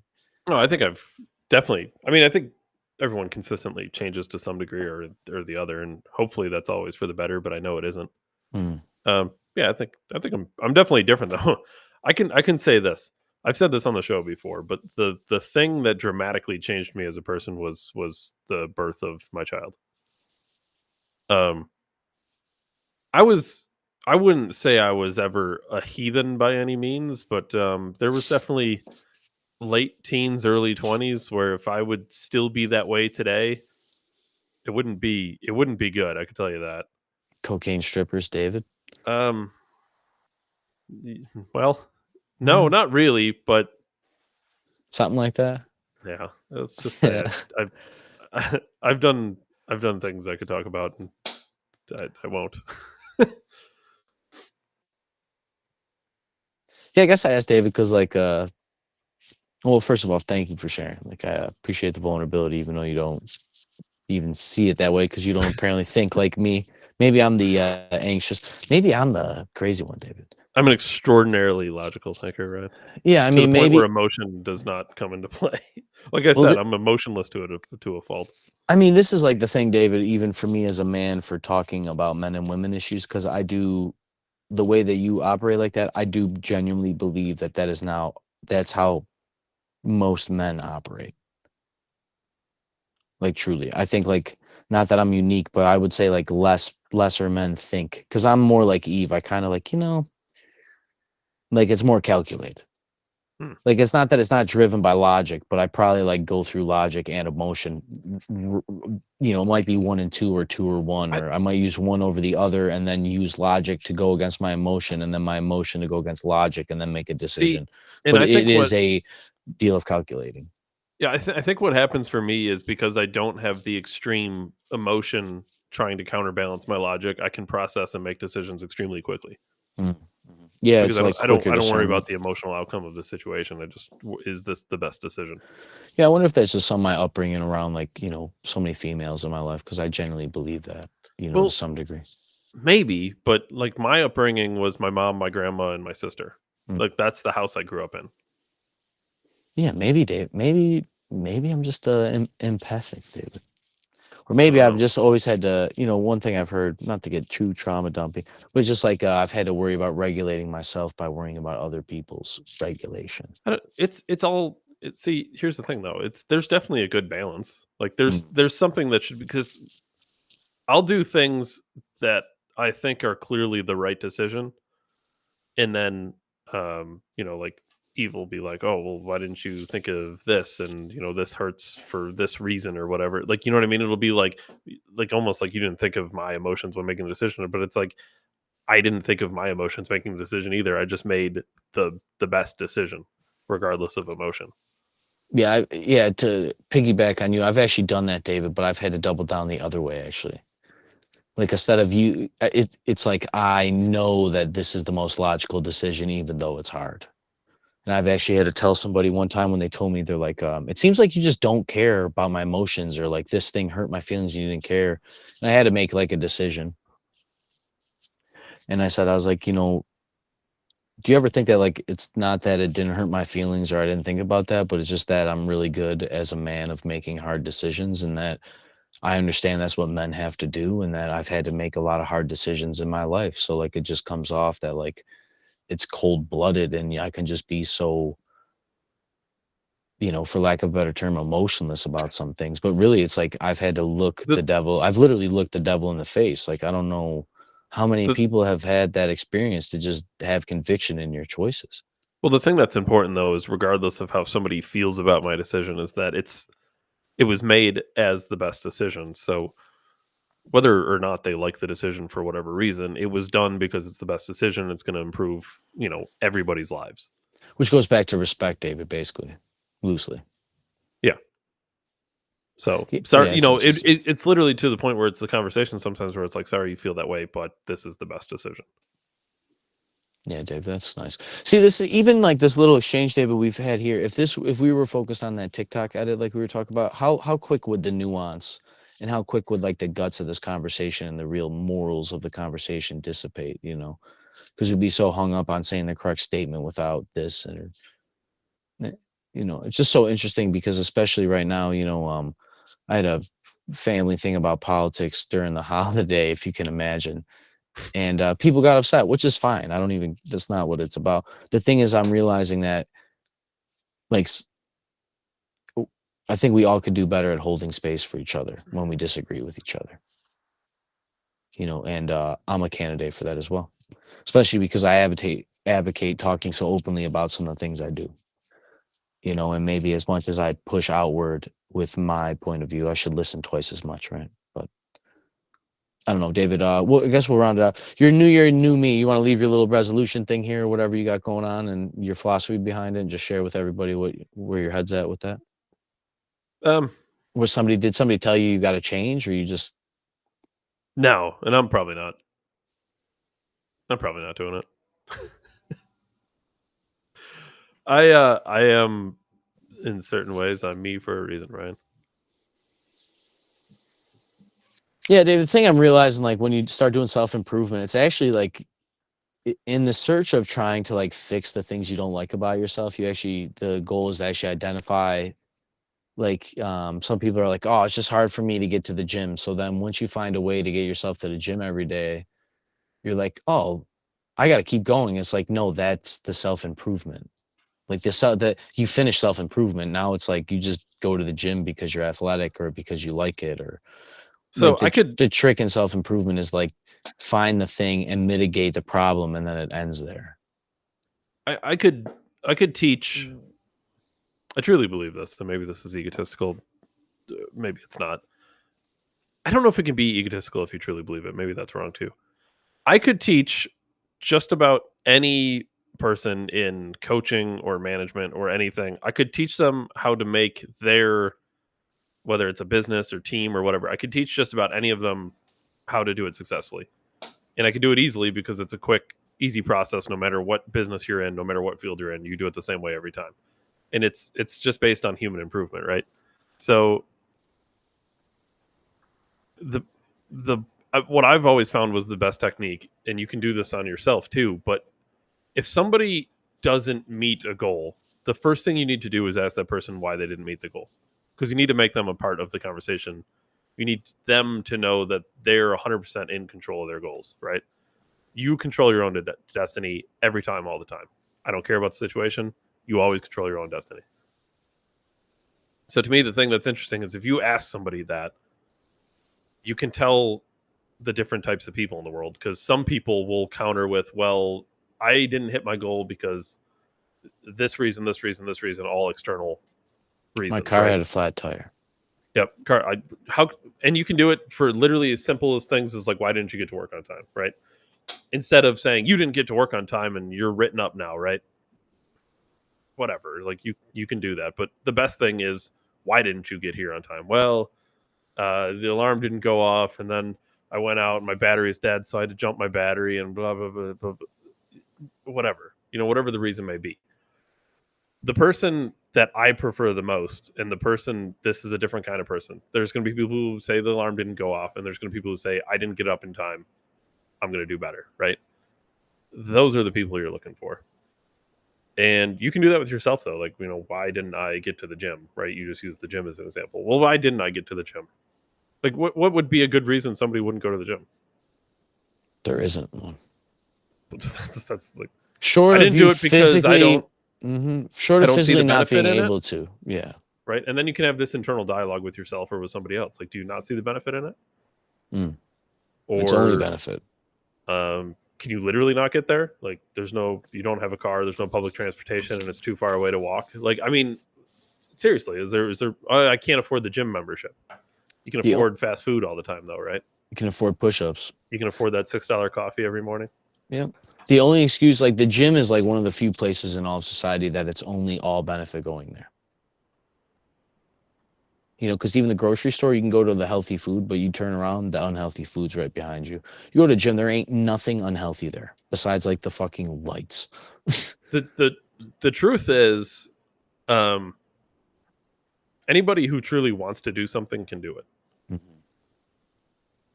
That's just a fact. I believe that. I truly do. I think if for example, Ryan, if you wanted to be a millionaire, like if it was your biggest burning desire in life, I want to be a millionaire, right? It's the only thing I'm focused on. I don't have family. I don't care about kids or parents or brothers. It's the biggest thing in my life, right? This is all just priority. The number one thing in my life, I want to be a millionaire. You would set out and you'd come up with a game plan. You become a millionaire. Mm-hmm. It's not particularly difficult. You just have to want to do it, and it has to be the thing you want to do more than anything else. Yeah, and by default, by picking and doubling down on the one thing, you have to overpay in areas that most people don't. But the reason most people don't become billionaires is because they don't. It's not their focal point. Nope. Most people will take the. I don't want to say easy because I don't want to make it sound like other jobs are easy, but most people will take the 40-hour work week where they get to have where they get $50,000 a year. Sure, make a decent money. I can pay my bills. I have family that I care about, and that's honorable. That's great. Go on vacation once a year. Sure, yeah. New car every 2 years. Yep. But those things don't make you a millionaire. Nope. So it comes to a point of priorities and what do you want most out of life. So if you set out and you say, I want to be a millionaire more than anything, well, you're not going to have a good family life because you're going to be literally 24/7 focused on making money. But if you set out and you say, you know what, I want to be a decent person, I want to have a good family, and I want to make okay money, then that's what most people choose. Yeah, there's that thing that adulthood is like when you give up your dreams along the way or something. Like you always hear about like the real successes, the kids that never gave up, that made like basketball players and athletes we talk about on the show all the time, but those guys are basically living their kid fantasy. And that's why they're winners. It's not that they're millionaires. It's that these dudes are doing something that they love and get to get paid for it and just like make an income. And not only that, but impact the world and positivity and be healthy. And, and I guess like more than anything, as the show just continues to evolve, David, as always, that goes back to our evolution as men and to make sure that our audience knows that we're there and we're changing and that, everybody's got seasons, and it's not even all the cliche shit you see on all these clickbait things. Like, it's interesting, David, then we'll get out of here. Just that, like, this show is basically, it's one of the few shows that stands the way it stands. Like Rogan has his angle, Crowder has his angle, Ben Shapiro has his angle. Like, there's a lot of these angles, but like, there's I have yet to come across a kind of a conglomerate. You know, and it's not even that we're trying to stick together to all these things, because we're not. We're standing alone, David, as always. I know we do, but like, it's just weird how like a lot of things bleed into each other. You know, and we talk so many different things on the show at some point that it just becomes its own thing. And I guess more than anything, David, that I just really appreciate you, and that's why I asked about New Year, New You, because I told myself this year I would push for something in my life that I think is like, you know, it's not even about backup plans, but I know like one pursuit feeds the other, and it's like I know I got the shot. I got like one good shot. I'm taking this year to do the one shot. You know, I'm going to go through, clean out some closet stuff from 2024, particularly relationships, and leave people where they need to be left. And I guess more than anything, I can't wait for like the next, 100 years of this program. And more than anything, Dave Ryan, December 1773. Catch us on Rumble for the greatest podcast in all of human history. As always, David, I appreciate you most for your time. And I'll see everybody next year. Oh, yeah, it is next year. Holy shit. Yeah, have a good New Year. Everybody be safe. Watch out for police. Don't go out on fucking amateur hour and get fucking fucked up and ruin your whole career. So. And, well, yeah, I mean, those are all important and that's all fine. But I think most importantly, it is at December 1773. You need to go to TikTok and follow at December 1773, because I'm gonna win, right? Dave, if I have to, I will just unload all of my archives of content. I will just post hundreds of videos. Oh. See, this is what I'm talking. Hundreds. You have the head start, but I don't care, Ryan, because I'm determined and I'm going to win. Hundreds. Look, more than anything, I think Dave and I, in the month of January, along with our TikTok battle, we should try to go see Trump get inaugurated. So, more than anything, I'll talk to you guys later. As always, David, I appreciate you most for your time. 1773. Catch us on Rumble. Bye, everybody. Thanks, everyone. Thanks, Ryan. Thanks, man.